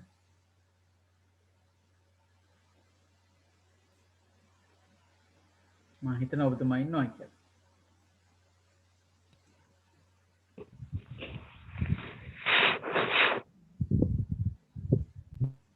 ස්කන්ධය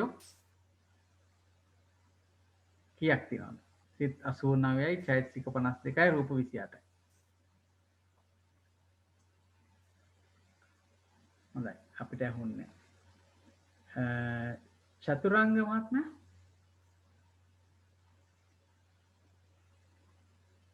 පුළුවන්ද කියන්න?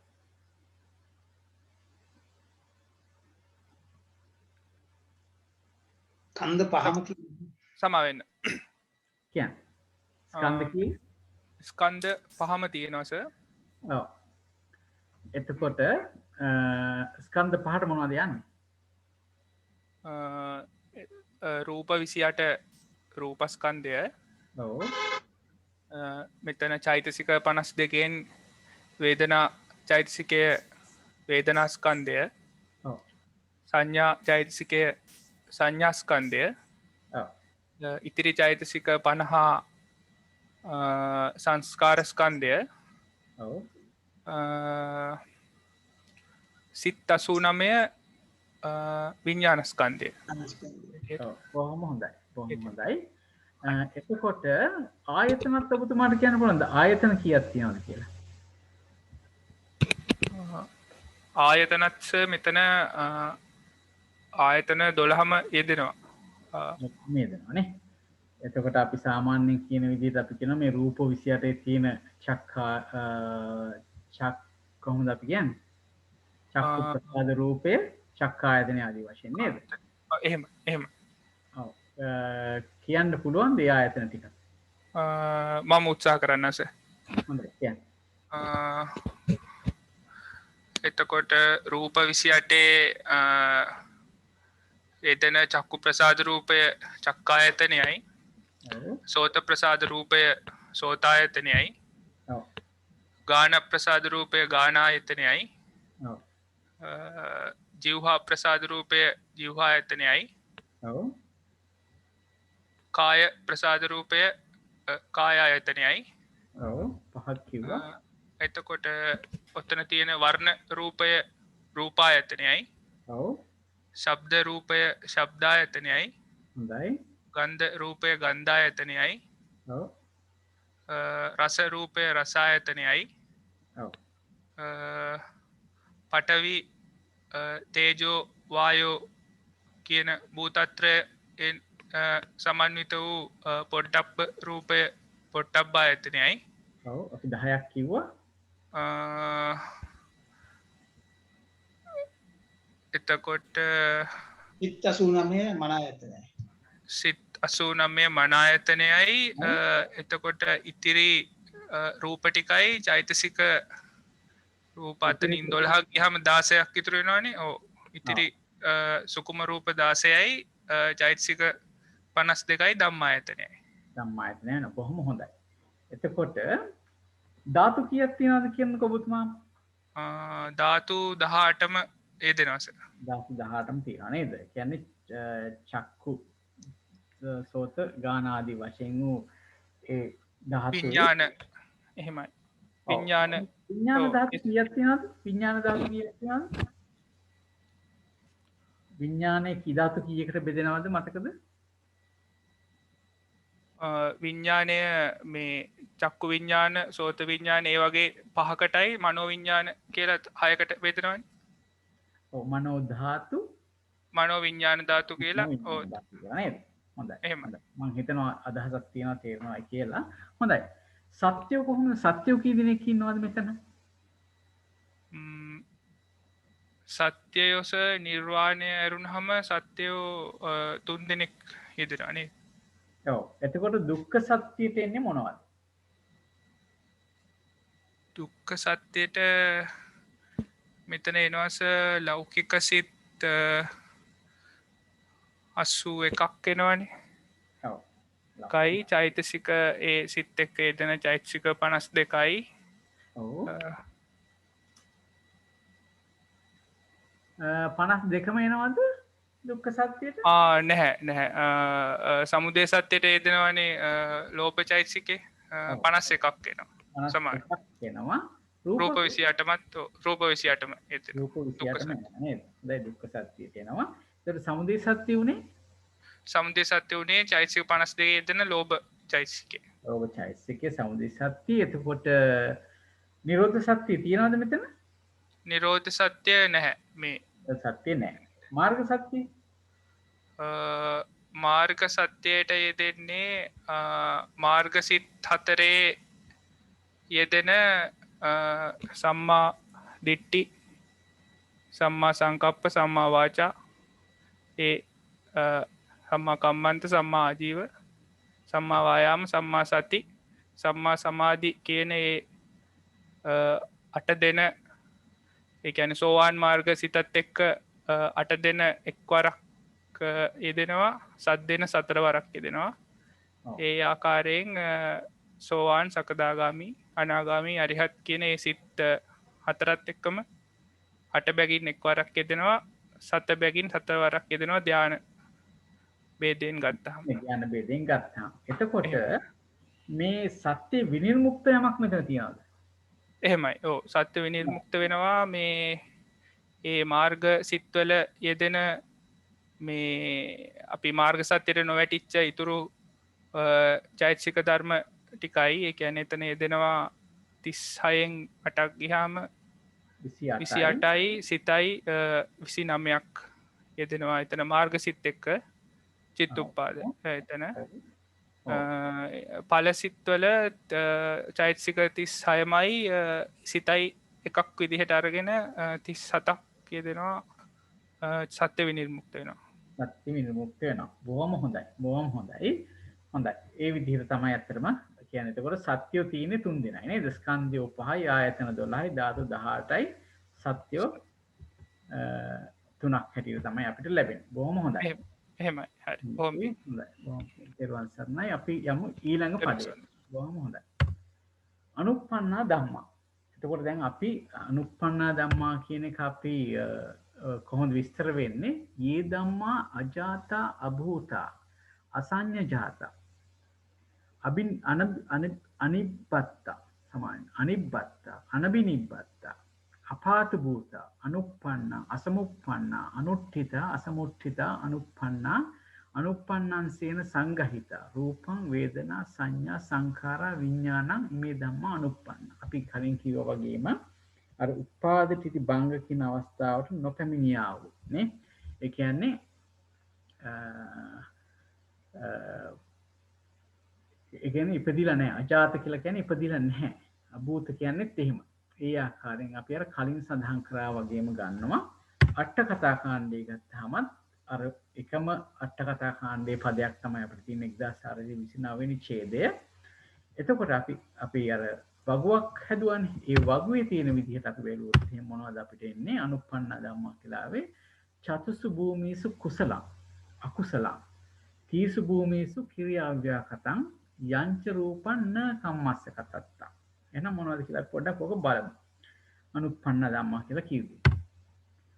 හරි. චතුසු භූමීසු කුසලං කුසල් සිත් 21යි අකුසලං කියලා කිව්වේ අකුසල් සිත් 12යි තීසු භූමීසු කිරියාව්‍යාකතං භූමි තුනේම තියෙන ක්‍රියා සිත් 20ක්.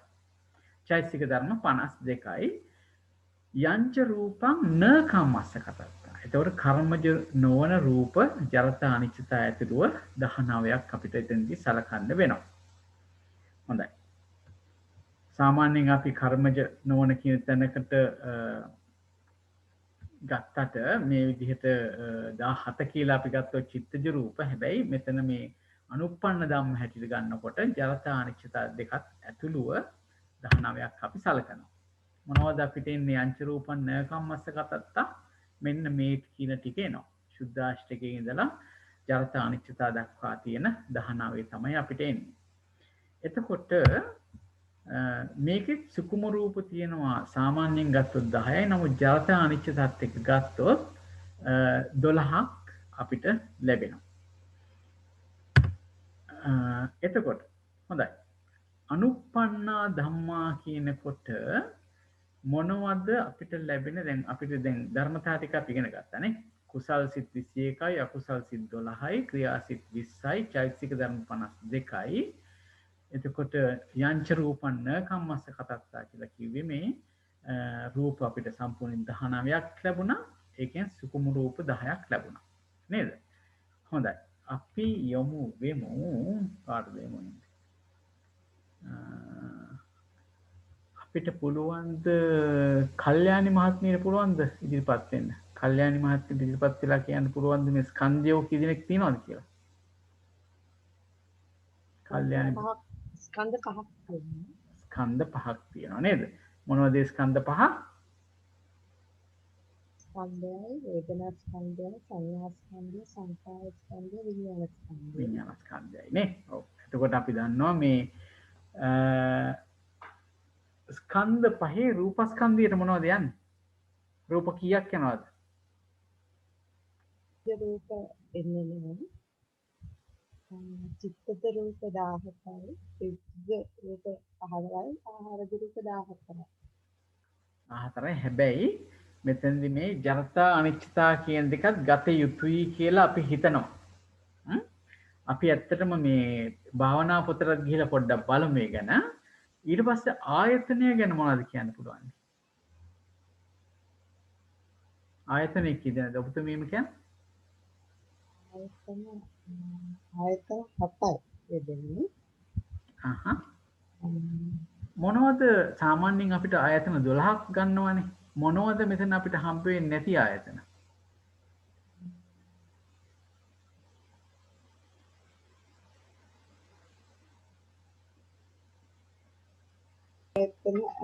ප්‍රසාද රූප පහේ තියෙන ආයතන වැඩින්නේ. ආම හම්බ වෙන්නේ නැහැ නේද? ඒ කියන්නේ චක්ඛ ආයතන, සෝත ආයතන, ගහන ආයතන, ජීව ආයතන, කාය ආයතන.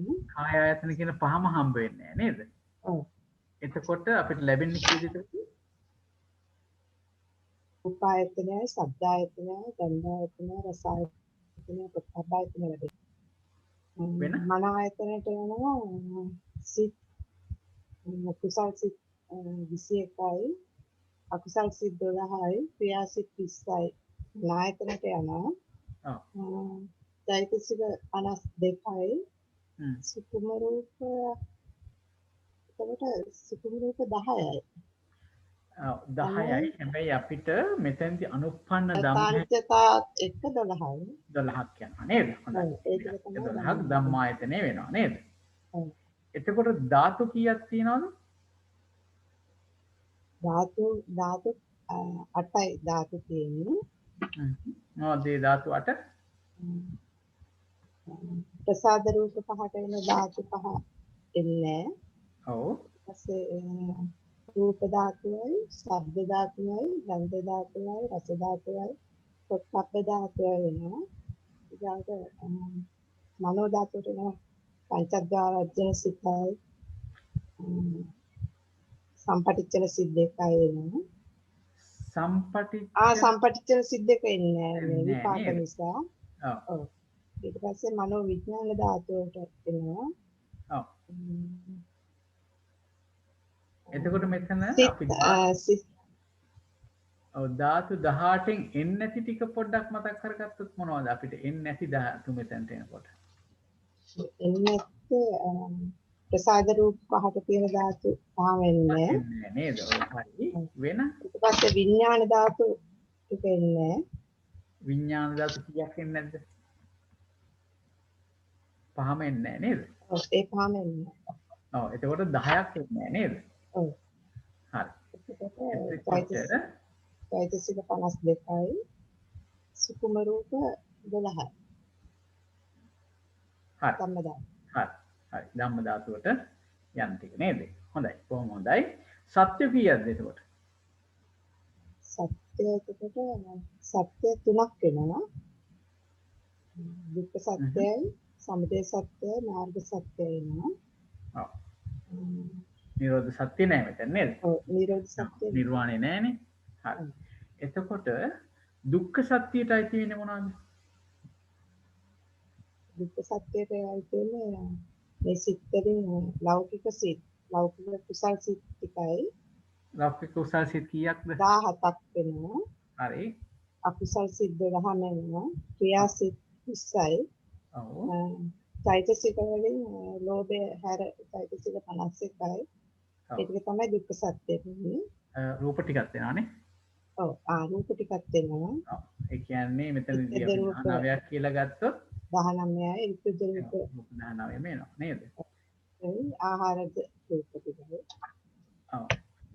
මේ ඒ ටික දුක්ඛ සත්‍ය වෙනවා. සමුදය සත්‍ය වෙන්නේ එතකොට සමුදය සත්‍ය වෙන්නේ චෛතසික වලින් තියෙන ලෝභ චෛතසිකය. ලෝභ චෛතසිකය. හරි. එතකොට මාර්ග සත්‍ය වෙන්නේ මාර්ග සත්‍ය වෙන්නේ සෝවාන් ආදී මාර්ගාංග 8 සෝවාන් මාර්ග සිතේ තියෙන මාර්ග සම්මාදිට්ඨිය ආදී මාර්ගාංග 8 ප්‍රථම ධ්‍යාන වශයෙන් 8 ප්‍රථම ධ්‍යාන වශයෙන් මාර්ගාංග 7 4වරක්ද සම්මා සංකප්පය හැර 8 කීවරක්ද? 8 එක්වරක්ද 8 එක්වරක්ද? 7 4වරක් සම්මා සංකප්ප වචිත නේද? සම්මා සංකප්ප වචිත 4වරක්. ඔව් ඊට පස්සේ ඒකට ඒක මාර්ගසිත 4 මේ විදිහට ගන්න වෙනවා අර නේද? මේ විදිහම එනවා. හරි. එතකොට ඒ ටික තමයි මාර්ග සත්‍ය උනේ නේද? එතකොට අතිරික්ත මාර්ග චිත්තුප්පාද කීයක් තියෙනවද? ඒ අතරුණාම මාර්ගසිත 4 යෙදෙන චෛතසික 36න් මාර්ගාංගات අඩු කරාම 28ක් වෙනවා. 28ක් වෙනවා. ඒක ඒක සිත සිතත් එකතු එක්ක කරාම 29ක් වෙනවා. ඔව්. මාර්ගසිත උත්පාද. ඒක මොකද වෙන්නේ? ඒක සත්‍ය ඒක සත්‍ය විදිහට. ඒක සත්‍ය විමුක්තයි නේ. කොහොම හොඳයි. එතකොට ඒ ආකාරයෙන් තමයි අපි විසඳ ගන්න ඕනේ. හොඳයි අපි ඇත්තටම පොඩ්ඩක් භාවනා සමා වෙන්න මාත්‍යා පොඩි ප්‍රශ්නයක් අහන්න පුළුවන්ද? කියන්න. සුද්දාෂ්ටකය කර්මජ නොවන රූප වලට ගත්තේ සුද්දාෂ්ටක කර්මයනොත් ඔව් සුද්දාෂ්ටකය කියන එක මෙහෙමයි. දැන් සුද්දාෂ්ටකේ නැති රූපයක් අපිට හොයාගන්න බෑනේ නේද? අවිනිබ්බෝග දැන් අවිනිබ්බෝග රූපය කියලා කියන්නේ බෙදන්න බැරි රූප 8ක් තමයි එතන තියෙන්නේ. එතකොට අපි සාමාන්‍ය රූපය කියලා ගන්නකොට කතා කරනවා කොහොමද කතා කරන්නේ? ඔව් දැන් සුද්දාෂ්ටකයේ කර්මජ වලටත් එනවා නේද? ඔව්. එතකොට කර්මජ නොවන රූප 17ට සුද්දාෂ්ටකයේ ගත්තු හින්දා මම ඇවේ සුද්දාෂ්ටකය කර්මජ රූපයක්කුත් වෙනවා. වෙනවනේ. ඔව් ඒ කර්මයෙන් උපදින රූප වලදී ඉපදුනාම ඒක කර්මජ වෙනවා. හරි? ඍතුවෙන් ඉපදුනාම ඒක ඍතුජ වෙනවා. ඒවා මේ එකම රූපයකට නෙවෙයි ඔය කර්මජ කියන්නේ චිත්තජ කියන්නේ. ඒවා වෙන වෙනම උපදින රූප. දැන් අපි ගත්තොත් එහෙම චක්කු දසකය ගත්තොත් චක්කු ප්‍රසාද රූපයත් එක්ක ගන්න චක්කු දසකය ගත්තාම ඒක කර්මය නිසා තමයි මේ දශකයම ඇති වෙලා තියෙන්නේ. හරි? එතකොට අපි ගත්තොත් එහෙම ඍතුව නිසා යම් කිසි රූපයක් ඇති වෙනවා නම් රූපේ කියනකොටම අපි කියන්නේ කොහොමද කියන්නේ? කියන්නේ මහා භූත 4යි මහා භූත 4ත් එක්ක උපදින උපාදාය රූපයි තමයි රූප කියලා කියන්නේ. එතකොට යම් කිසි රූපයක් ගැන කතා කරනවා නම් මහා භූත 4 එතන තියෙන්නම ඕනේ. ඒක හැදෙන ප්‍රත්‍ය මොකද්ද කියන එක වෙනම බලන්න ඕනේ. කර්මය නිසාත් මහා භූත ඇති වෙනවා. ඍතුව නිසාත් ආහාර නිසාත් මේ රූපය කියලා කොහේ හරි ගන්නවා නම් එතන බේස් එක නැත්තම් පදනම වෙන්නෙම මහා භූත 4. මහා භූත 4න් තොරව රූපයක් කියන්නේ බෑ. එතකොට හැබැයි තව එකක් තියෙනවා. මහා භූත 4ට බෑ අර අනිත් වර්ණ ගන්ධ රස ඕජා කියන රූප වලින් තොරව ජීවත් වෙනවා නෙවෙයි පවතින්නත් බෑ. ඒකයි අපි අවිනිබ්බෝග කියලා ගන්න. එහෙමනම් මේ ඍතුවෙන් යම් කිසි රූපයක් ඇති වුණත් කර්මයෙන් ඇති වුණත් ආහාරයෙන් ඇති වුණත් සිතෙන් ඇති වුණත් අර සුද්දාෂ්ටකයත් එක්කම තමයි අනිත් පරිවාර රූප ටික ඇති වෙන්නේ. හරි හරි. මේ ගන්න වෙන්නේ. ඒ කියන්නේ මේ සුද්දාෂ්ටකය කියන එක හැම එකකටම පොදු ධර්මතාවයක්. පොදුයි. ඔව් පොදුයි. ඒ කියන්නේ යම් කිසි රූපයක් ඇති වෙනවා නම් එතන සුද්දාෂ්ටකය තියෙනවා. කර්මේනොත් ඒක එනවා. ඉතින් මම ඇහුවේ අර කර්මය නොවන රූප කියලා කොටසට ආපු නිසා. හරි පැහැදිලි. ඒකාන්ත කර්මජ රූපයක් නෙවෙයි. අපි ඒ වචෙන් දාමු. ඔව් ඒකාන්ත කර්මජවත් ඒකාන්ත චිත්තජවත් එහෙම ගන්න බෑ. මේක ඒ උපදින අවස්ථාව අනුව උපදින රූපයක්. හරි. පැහැදිලි.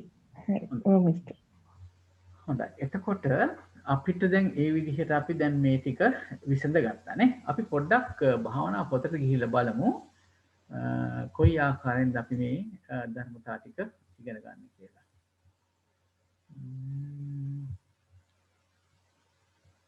පොඩ්ඩක් ඉන්න මට ඉඳ දෙන්න.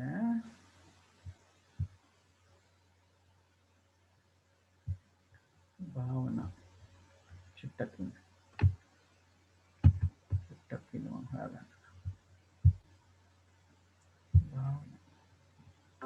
හරි. අපි කල්පෙන් ෂෙයා කරමු. ෂෙයා.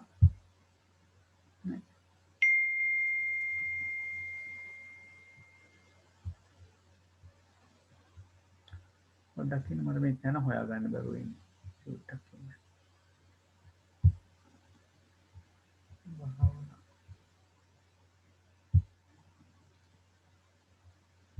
මම ෂෙයා කරන්නම්. හරි. පේනව නේද? මම හිතන්නේ පේනවා ඇති කියලා. දැන් uppannā dhamma පළවෙනි පදේ ගත්තාම අපි එතන පොඩ්ඩක් මතක් කරගමු.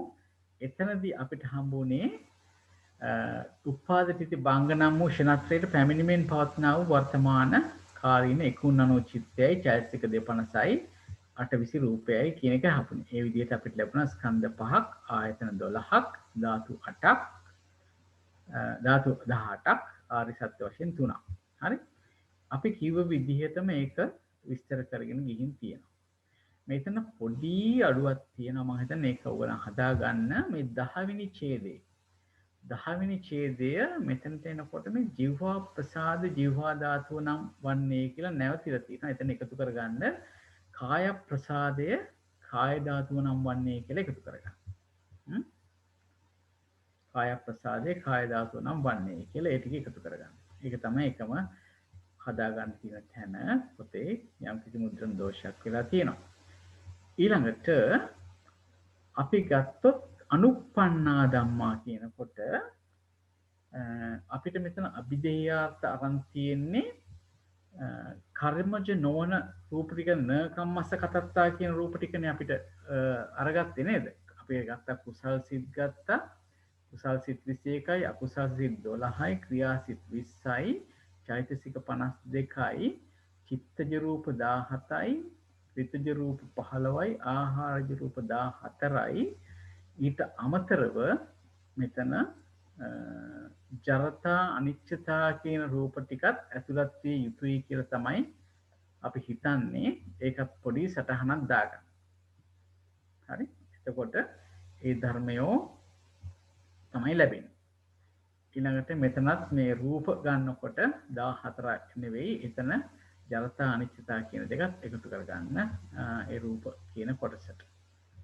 ඊළඟට මෙතනත් ඒක ජරතා අනිච්චත රූප එකතු කරගෙන මේ සුකුම රූප කියන තැන 10 වෙනුවට 12ක් කියලා අපිට ලැබෙනවානේ. ජරතා අනිච්චතත් එක්ක ධම්මායතනයට. ඒ ටික තමයි විශේෂයෙන් බලා ගන්න ඕනේ. ඊළඟට අපි යමු ඊළඟට මේ සුකුම රූප මේ රූප ගණයට මේ ජරතා අනිච්චතා කියන දෙක තැන් දෙකේම එකතු කරගන්න 10 නෙවෙයි 12ක් කියලා එක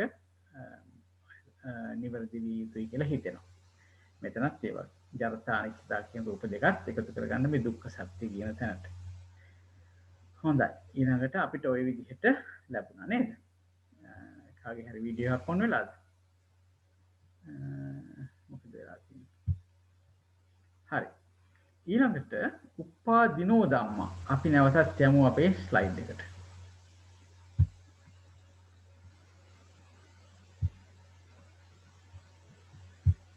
හරි. අනුප්පන්නා ධම්මානේ අපි කතා කරේ. මෙච්චර වෙලා දැන් යමු අපි අපිට එතනදී ආවා ස්කන්ධය 5යි ආයතනය 7යි. ආයතනය 7 ආයේ මොකද අර චක්කුසෝත ගාන ජීව කාය කියන ඒ ආයතන 5 අයින් කරලා නේද?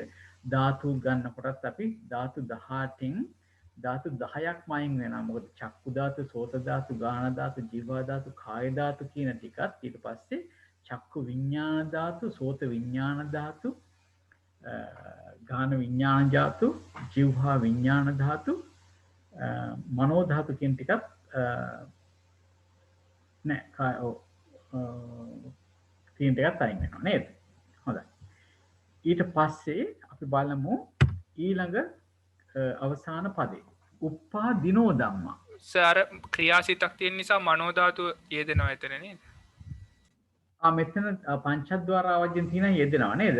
එතකොට මෙතන ඇත්තටම නැති වෙන්නේ එතකොට මොනවද? ධාතු 10ක් නොලැබෙනකොට චක්කු සෝත ගාන જીවහා කාය කියන ඒ පහ ලැබෙන්නේ නැහැ. ඊට අදාළ වෙන චක්කු විඤ්ඤාණ ධාතු, සෝත විඤ්ඤාණ ධාතු, ගාන විඤ්ඤාණ ධාතු, જીවහා විඤ්ඤාණ ධාතු, කාය විඤ්ඤාණ ධාතු කියන ඒ ධාතු විඤ්ඤාණ ධාතු පහක් ලැබෙන්නේ නැහැ. ඒකට ධාතු 10ක් ලැබෙන්නේ නැහැ. ඉතුරු 8 ලැබෙනවා. මනෝ ධාතුව ලැබෙනවා. බොහොම පිං. හොඳයි. උප්පාදිනෝ ධම්මා. කුසල කුසලානං ධම්මානං අවිපක්ක විපාකානං විපාකා.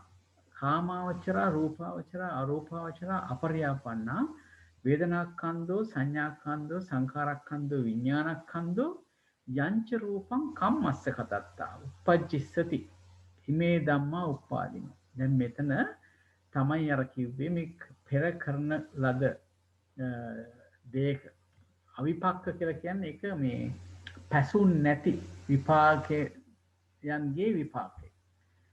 ඒ කියන්නේ දැනට කලින් පැහිලා තිබුණ නැති නමුත් අනාගතයේ තමයි මේක විපාක දෙන්න ඉදිරිපත් වෙන්නේ. අන්න ඒ මේ කුසල අකුසල ධර්මයන්ගේ දැනට නොපැමිණි විපාක අනාගතයේ පැමිණෙන විපාක ගැන තමයි මේ කාමාවචර වූ රූපාවචර වූ අරූපාවචර වූ අපරියාපන්න වූ විපාක ගැන කතා කරන්නේ. ඒතකොට දැන් අපරියාපන්න විපාක කියනකොට අපි දන්නවා අපරියාපන්න විපාක කියලා කියන්නේම ඵලසිත.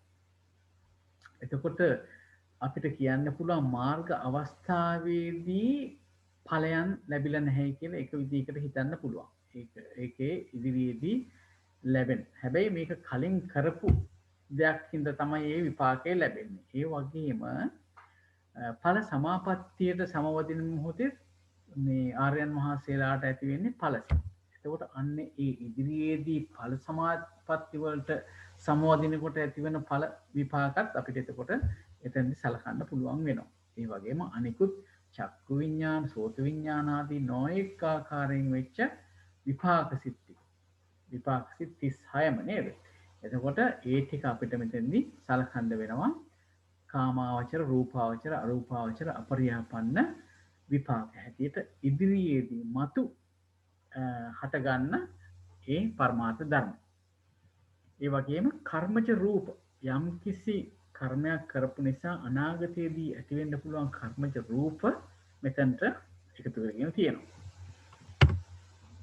මේක වෙනසක් නැහැ. එතකොට උප්පාදිනෝ ධම්මා කියන තැනත් අපිට මෙන්න මේ ටික තමයි අර වගුවේ ලැබුණේ. මොනවද? චතුසු භූමිසු විපාකෝ යංච රූපං කම්මස්ස කතත්තා. මේ භූමි හතරම තියෙන විපාක කාමාවචර, රූපාවචර, අරූපාවචර, අපරියාපන්න කියන මේ විපාක හතරයි. ඒ කියන්නේ භූමි හතරේ විපාක ටිකයි විපාක චිත්තුප්පාදයි යම් කිසි කර්මජ රූපයක් වේද. කර්මයෙන් කම්ම සමුත්ථාන රූපයක් වේද. ඒ ටික තමයි එතකොට උප්පාදිනෝ ධම්මා කියලා කිව්වේ. එතකොට මොනවද එන්නේ? විපාක 30 විපාක සිත් 36යි, චෛතසික ධර්ම 38යි, කර්මජ රූප 20යි. හොඳයි. ඒ ටික ගත්තොත් යංච රූපං කම්මස්ස කතත්තා කියනකොට අපිට මෙන්න මේ ටික එනවා. එතනිමුත් ගත්තාම කම්මස්ස කතත්තා කියනකොට අපිට ඒ රූප 20ක් ආවා. අපි කලින් සාකච්ඡා කරා ඒ ටික. ඊට පස්සේ එතන සුකුම රූප 10ක් අපිට ලැබුණා. වෙන වශයෙන් අපි වෙන් කරලා ගත්තානේ සුකුම රූප 10ක් මේ ASCII තියෙන නේද? ආපෝ ධාතුව, එතකොට ආහාර රූපය, ඉත්ති භාව රූප, පුරුෂ භාව රූප, ජීවිතේන්ද්‍රිය රූප ආදී වශයෙන් වෙන් කරලා ගත්තාම අපිට රූප 10ක් ලැබුණා. එතකොට දැන් මෙතන කොච්චරක් ස්කන්ධ තියෙනවද? කොච්චරක් ආයතන තියෙනවද? ධාතු කොච්චරක් තියෙනවද කියන එක අපිට දැන් හොයාගන්න ඕනේ. සමරකෝන් නමින් ඉන්න අපේ කල්යාණ මිත්‍රයාට පුළුවන් ද මේ ගැන පැහැදිලි කිරීමක් කරන්න? ස්කන්ධ පිළිබඳව, ආයතන පිළිබඳව ආදී පුළුවන්. ඉදිරිපත් වෙලා කියන්න බලන්න.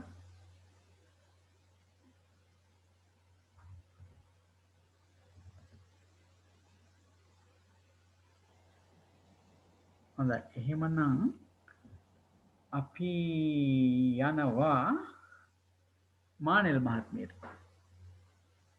මානෙල් මහත්මියට පුළුවන්ද අපිට මේකට උදව්වක් කරන්න?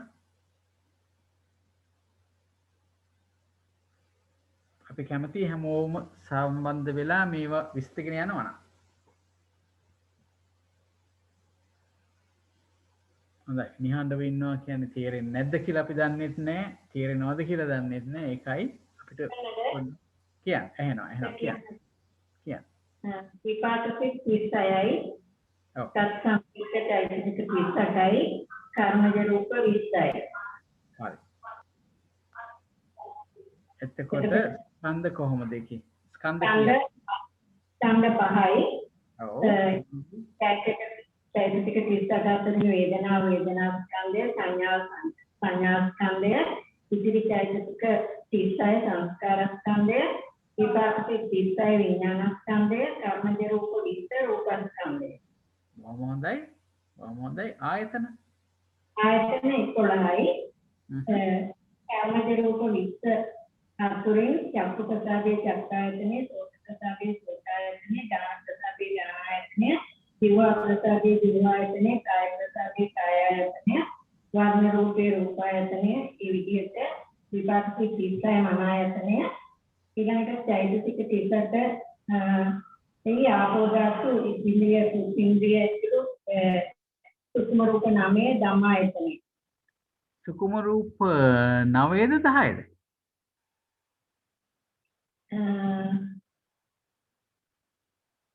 ආපෝ ධාතු ඉන්ද්‍රිය පුරුෂේන්ද්‍රිය හදේ රූප ජීවිත රූපය ආහාර රූපය පරිච්ඡේද රූපය උපචේ රූපය සංහති රූප රූපයන සුකුම රූප 9 කියලා මම කියනවා. සමායතන ආපෝ ධාතු ගත්තද? ගත්තත් කියන්න බන්න සමහර මගේ අංකේ වැරදිද? සමහර කියන්න බන්න. භාවනා පොතේ තියෙන්නේ සුකුම රූප 9ක් කියලා. එහෙනම් හරි. මට ඒ වැරදිලා තියෙනවා. හරි. සුකුම රූප 9ක් කියලා නේද? හරි. අපි ඒක පොඩ්ඩක් වෙනස් කරමු. සුකුම රූප 9ක් කියන එක කොහොමද කියන බලන්න අපි සුකුම රූප 9ක් තමයි වෙන්න ඕනේ නේද?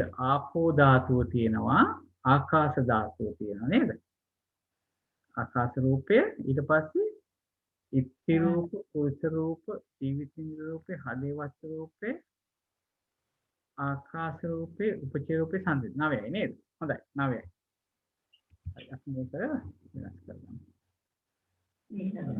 ඉන්න මම ඒක වෙනස් කරලා හොඳයි. චුට්ටක් ඉන්න 9යි කියලා නේද? මගේ ගානේ වෙනසක් වෙන්නේ.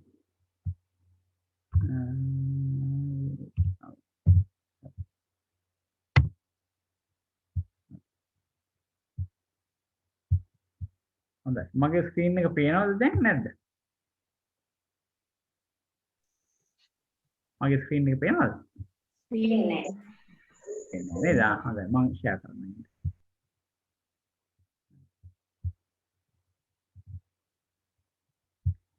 Screen share.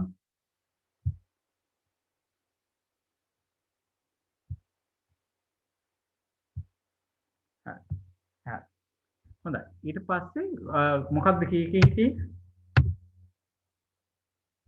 සුකුම රූප 9ක් බව තියෙනවා ඉතින්යි කිව්වේ. 9ක් නෙවෙයි.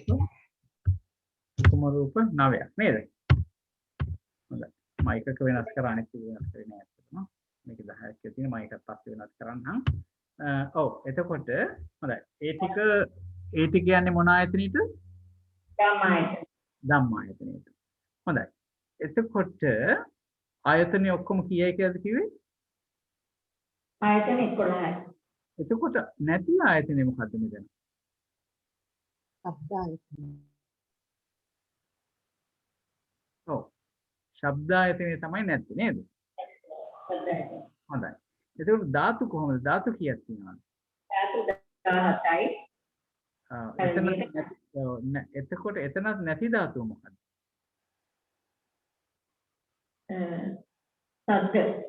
සද්ද ධාතුව තමයි නැති නේද? ඒ ධාතු ලැබෙන විදිහ පොඩ්ඩක් කියන්න පුළුවන්ද අපෝ? මුලින්ද. චක්කු ආදී චක්කු විඥාන මෙහෙමයි කර්මජ රූප 20 අතුරින් චක්කු ප්‍රසාදේ චක්කු ධාතුව, සෝත ප්‍රසාදේ සෝත ධාතුව, ගාන ප්‍රසාදේ ගාන ධාතුව, ජීව ප්‍රසාදේ ජීව ධාතුව, කාය ප්‍රසාදේ කාය ධාතුව, වර්ණ රූපේ රූප ධාතුව, ගන්ධ රූපේ ගන්ධ ධාතුව, රස රූපේ රස ධාතුව, පඨවි තේජෝ වායෝ භූතත්‍රය සංඛ්‍යාත ස්පර්ශ රූපේ පොට්ටබ්බ ධාතුව, චක්කු විඥාන 32 චක්කු විඥාන ධාතුව, සෝත විඥාන 2 සෝත විඥාන ධාතුව, ගාන විඥාන 2 ගාන විඥාන ධාතුව, ජීවා විඥාන 2 ජීවා විඥාන ධාතුව, කාය විඥාන 2 කාය විඥාන ධාතුව, සම්පටිච්ඡන 32 මනෝ විඥාන මනෝ ධාතුව, ඉතිරි 24 මනෝ විඥාන ධාතුව විපාක සම්ප්‍රේෂ්ඨ චෛතසික 38යි සුකුම රූප 9යි ධම්ම ධාතුව. ධම්ම ධාතුව වෙනවා. බොහොම හොඳයි. බොහොම හොඳයි. හොඳට ඒක විස්තර කරලා දුන්නා. සත්‍ය කීයක් ඉන්නවද එතන? සත්‍ය එකයි. සත්‍ය එකයි මොනක්ද ඒ සත්‍යය?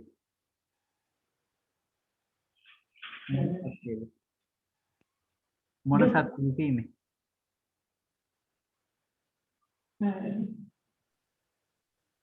දුක්ඛ සත්‍ය. හරි. එතකොට දුක්ඛ සත්‍යයට අයිති වෙන්නේ මොනවද? ලෞකික විපාක 31යි සත්සම්පේක්ෂ 35යි කර්මජ රූප 20යි. ඒක දුක්ඛ සත්‍ය. එතකොට ලෞකික සිත් ගැන කිව්වා. එතකොට මෙතන තියෙනවානේ මේ ලෝකෝත්තර ඵල සිත් 4කුත් නේද? ඒක මොකද වෙන්නේ? ඒ ඵල සිත් ඒකේ චිත්තෝත්පාද 30ක සත්‍ය විදිනවා. ඔව් ඒ චිත්තෝත්පාද ඵල චිත්තෝත්පාද 37 සත්‍ය විනිර්මුක්තයි නේද? හොඳයි. බොහොම හොඳයි. ඔබතුමීම කියන්නකෝ බලන්න මේ ත්‍රිකේ නිප්පදේශ ත්‍රිකයක්ද සප්පදේශ ත්‍රිකයක්ද? මේක සප්පදේශ ත්‍රිකයක්.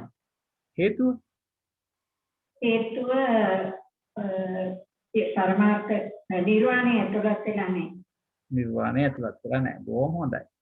එතකොට කියන්නකෝ මේක ආදිලබ්ධ නාම ත්‍රිකයක්ද සරල ලබ්ධ නාම ත්‍රිකයක්ද? ආදිලබ්ධ. හේතුව මුල් පදේ නම තියෙනවා. නම ලබයි. මුල් පදේ මොකක්ද? උප්පන්න ත්‍රිකය. උප්පන්නා ධම්ම තමයි මුල් පදේ නේද? මේ ත්‍රිකය උප්පන්න ත්‍රිකය නේ. එතකොට ඒ නිසා එහෙම තියෙනවා. හොඳයි අපි පොඩ්ඩක් භාවනා පොතට ගිහිල්ලා චුට්ටක් බලමු. සර් මේකේ මේ පොඩ්ඩක් ප්‍රශ්නයක් තියෙනවා. ශබ්ද ධාතුව ඒක නැත්තේ ඇයි කියන්නේ? ඔව් ශබ්ද ධාතුව කියලා කියන මම එතන හොයන්න. මම පිටුවට යන්න. හරි. දැන් මෙතන තියෙන උපාදිනෝනේ. උපාදිනෝ කියලා කියන්නේ පෙර කරපු කර්මයක් හින්දා කියව නේද? එතකොට ශබ්දය කියන එක හටගන්න ප්‍රත්‍ය දෙකයි තියෙන්නේ. එකක් තමයි සිතින් උපදවන්න පුළුවන් ශබ්දය. ඒ කියන්නේ දැන් සිත තියෙන සවිඥානික සත්‍යයකට පුළුවන් කතා කරනවා හරි නැත්නම් යම් කිසියකින් ශබ්දයක් නිපදවන්න.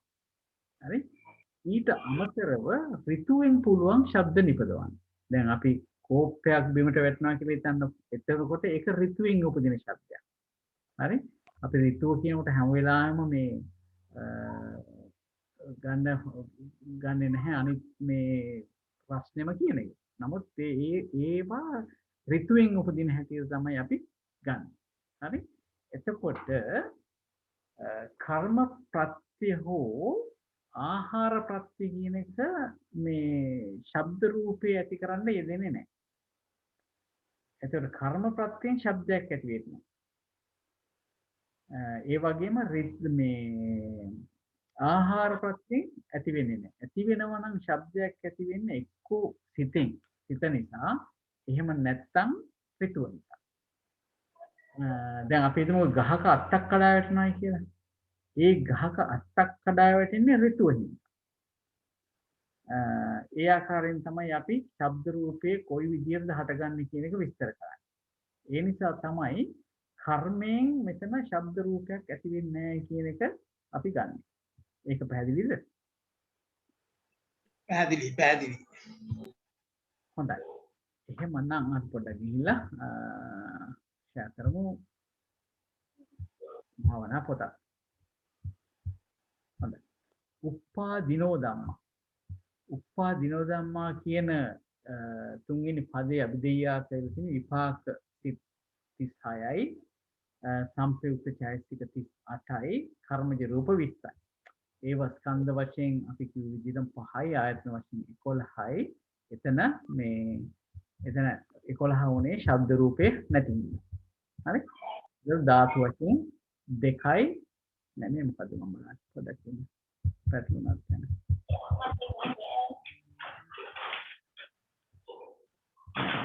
ඊළඟ තැනකට පොඩ්ඩක් ඉන්න.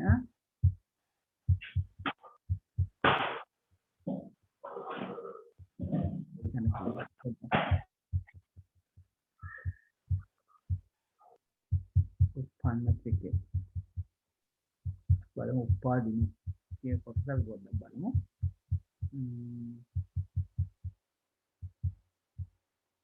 වැඩි පොඩ්ඩක්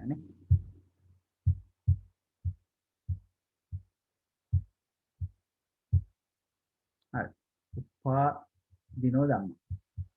එතකොට මෙතන එනවා ස්කන්ධ වශයෙන් පස්වද ආරමුණා කර්මජ රූප චෛතසික විපාක සිත්නේ ස්කන්ධ වශයෙන් නෙම ආයතන වශයෙන් 11 වද ආරමුණා. එතකොට විභාජනය වුණා මන ආයතනය අතරින් ගත්තා සිත් ටික ඊට පස්සේ සුකුම රූප 9 සමාන රූප සුකුම රූප 9 ධම්මායතනෙ වුණා නේද? ඊට පස්සේ ධාතු වශයෙන් 17ක් ආව ඒක හරි. ඊට පස්සේ ඒකත් ආර්ය සත්‍ය වශයෙන් හරි. මේ විදිහට ආර්ය සත්‍ය වශයෙන් එක්වැදෑරුම් වෙනවා කියලා කියනවා. ලෝකෝත්තර පරිච්ඡේදෝද සත්‍තිස සත්‍ය විනිර්මුක්ත නම් වෙනවා කියලා සඳහන් වෙනවා. හොඳයි. අපි පැහැදිලි සාහයි. හොඳයි. ඒ ටික තමයි අපිට විශේෂයෙන්ම කියන්න තියෙන මම හිතන්නේ වෙන සඳහන් කරන්න දෙයක් නැහැ. මේක සප්පදේශ වෙන්නේ එතකොට නිර්වාණ ධාතුව කියන එක මේ ත්‍රිකේට අයිති වෙන්නේ නැති හින්දා. මේ පිළිබඳව මොන හරි ප්‍රශ්න තියෙනවද කාට හරි? මේ තිජ රූප කියලා කියන්නේ මොනවද? තිජ රූප. තිජ රූප කියලා කියන්නේ දැන් අපිට රූප ඇති වෙන විදි කීයක් තියෙනවද? 4ක් තියෙනවනේ. එතකොට දැන් මුලින්ම සත්‍යය ඇති වෙනකොට අපි කිව්වොත් එහෙම ගබ්බසීයක සත්‍යයක් ගත්තොත් මුලින්ම ඇති වෙන්නේ කර්මජ රූප. නේද? කියන්නේ ප්‍රතිසන්දික්ෂණයේදීම ඇති වෙනවා කර්මජ රූප. ඊට පස්සේ ඒ කර්මජ රූප වල තිතිය අවස්ථාව වෙනකොට ඒ තේජෝ ධාතුව නිසා හටගන්නවා ඍතුජ රූප. එතකොට ඔන්න ඍතුජ කලාප පහළ වෙන්න පටන් ගන්නවා. එතකොට එතන රූප දෙකක් පහළ වෙනවා. ඊට පස්සේ මවගෙන් ලැබෙන ආහාරයෙන් ආහාරජ රූපත් පහළ වෙනවා. එතකොට රූප තුනක් පහළ වෙනවා. එතකොට මං හිතන්නේ මට මතක හැටියට ඒක තමයි තිජ රූප කියන්නේ. ඒ කියන්නේ කර්ම මුලින්ම ඇති වෙන අවස්ථාව. කර්මජ රූප ඊට පස්සේ ඍතුජ රූප ආහාරජ රූප කියන අවස්ථාව තමයි තිජ රූප කියන්නේ. මංගල මහත්මයා ඒක නිවැරදිද? මතකයෙන් තිජ කිව්වොත් 3යි. එතකොට ප්‍රත්‍ය 3කින් ඇති වෙන රූප. එහෙමනම් මුළු ප්‍රත්‍ය 4ෙන් මොකක්ද අයින් කරන්නේ? අයින් වෙන්නේ කර්මය.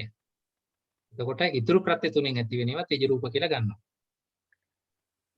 මෙතන එහෙම ගන්නවා. නමුත් අර මේ ප්‍රතිසන්දි අවස්ථාවේ ඉඳලා ගන්නකොට ගන්න තිජ රූප කියන එක ඒක තිජ කියන්නේ 3ක් නිසා එතනදි ගන්නකොට වෙනම 3ක් ගන්නවා නේද? මේ අවස්ථාව අනුවයි ගන්න. අවස්ථාව අනුත් ඔව් බලන්න.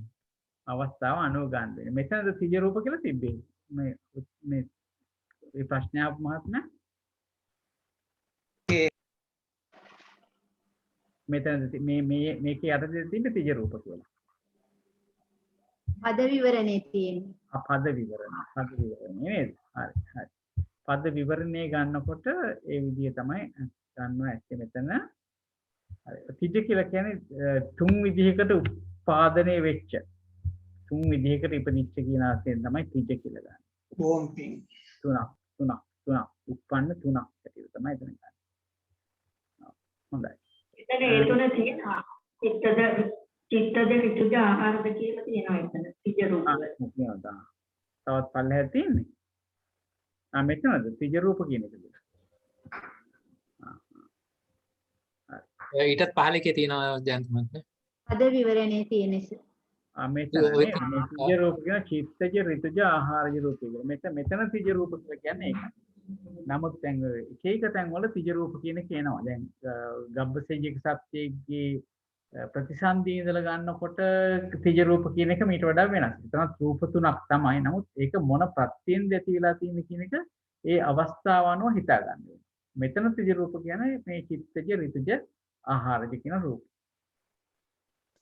22 නම්බරෙත් තියෙනවා. 22 නම්බරේ තිජ රූප 17 කියලා තියෙනවා.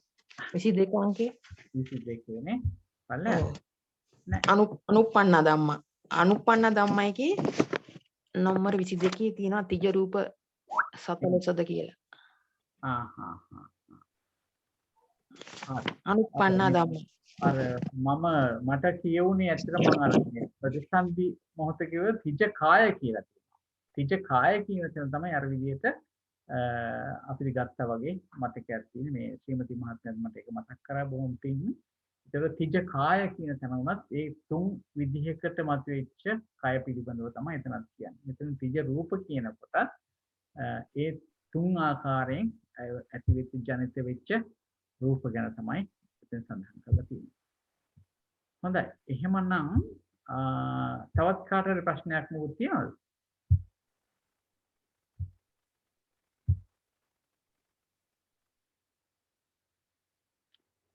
හොඳයි. එහෙමනම් මම හිතනවා අද කාල වේලාව බලලා මේක ටිකක් දීර්ඝව සාකච්ඡා කිරිච්ච මාතෘකාවක්. අපිට මම හිතන්නේ ඉදිරි සතියේදී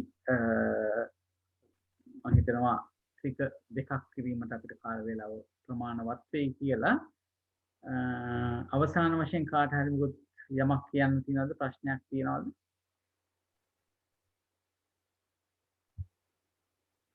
හොඳයි. එහෙමනම් අපි පොඩි ප්‍රශ්නමයි. මේ හැම ත්‍රිකයකටම අවසානයේ පොදු කරුණු 8ක් තියෙනවා මේ භාවනා විදර්ශනාවක් හැටියට මේක ගන්නවා කියලා. ඔව්.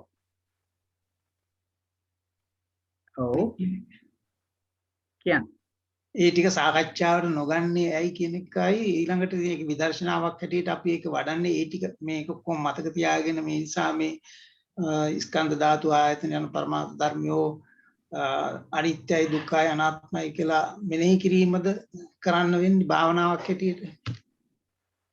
මේ පොතේ දැන් මේ භාවනා පොත කියලා මම කියන්නේ අභිධර්ම භාවනා කියන්නේ. එතකොට ඔව් මේකේ පරමාර්ථයත් ඒක තමයි. දැන් අපිට මේ ධර්මයේ ඉගෙන ගන්න තියෙන ක්‍රම කියලා මොනවද කියලා කොයි විදිහටද මේක අවබෝධ කරගන්න ධර්ම අවබෝධය ලබන්නේ කියන කොටස් කියනවනේ අපිට ස්කන්ධ වශයෙන් විදර්ශනාවක් හැටියට. අන්න ඒක තමයි. විදර්ශනාවක් විදිහට ධාතු වශයෙන් බලන්න කියනවා, ආයතන වශයෙන් බලන්න කියනවා, ධාතුසෝපච්ච වෙක්කති කියලා මේ විදිහට කියනවනේ. ඒ ප්‍රත්‍යවේක්ෂා කිරීම නැත්නම් ඒ විදිහට නුවණින් කල්පනා කිරීම තමයි මූලික වෙන්නේ. මේ ධර්මතා දැන ගැනීමෙන් ඒ ආකාරයෙන් භාවනාව කරන්න පුළුවන් කියන එක තමයි මේ භාවනා පොත් දෙකෙම විශේෂයෙන්ම සඳහන් කරලා තියෙන්නේ. විධර්ම භාවනාව කියලා.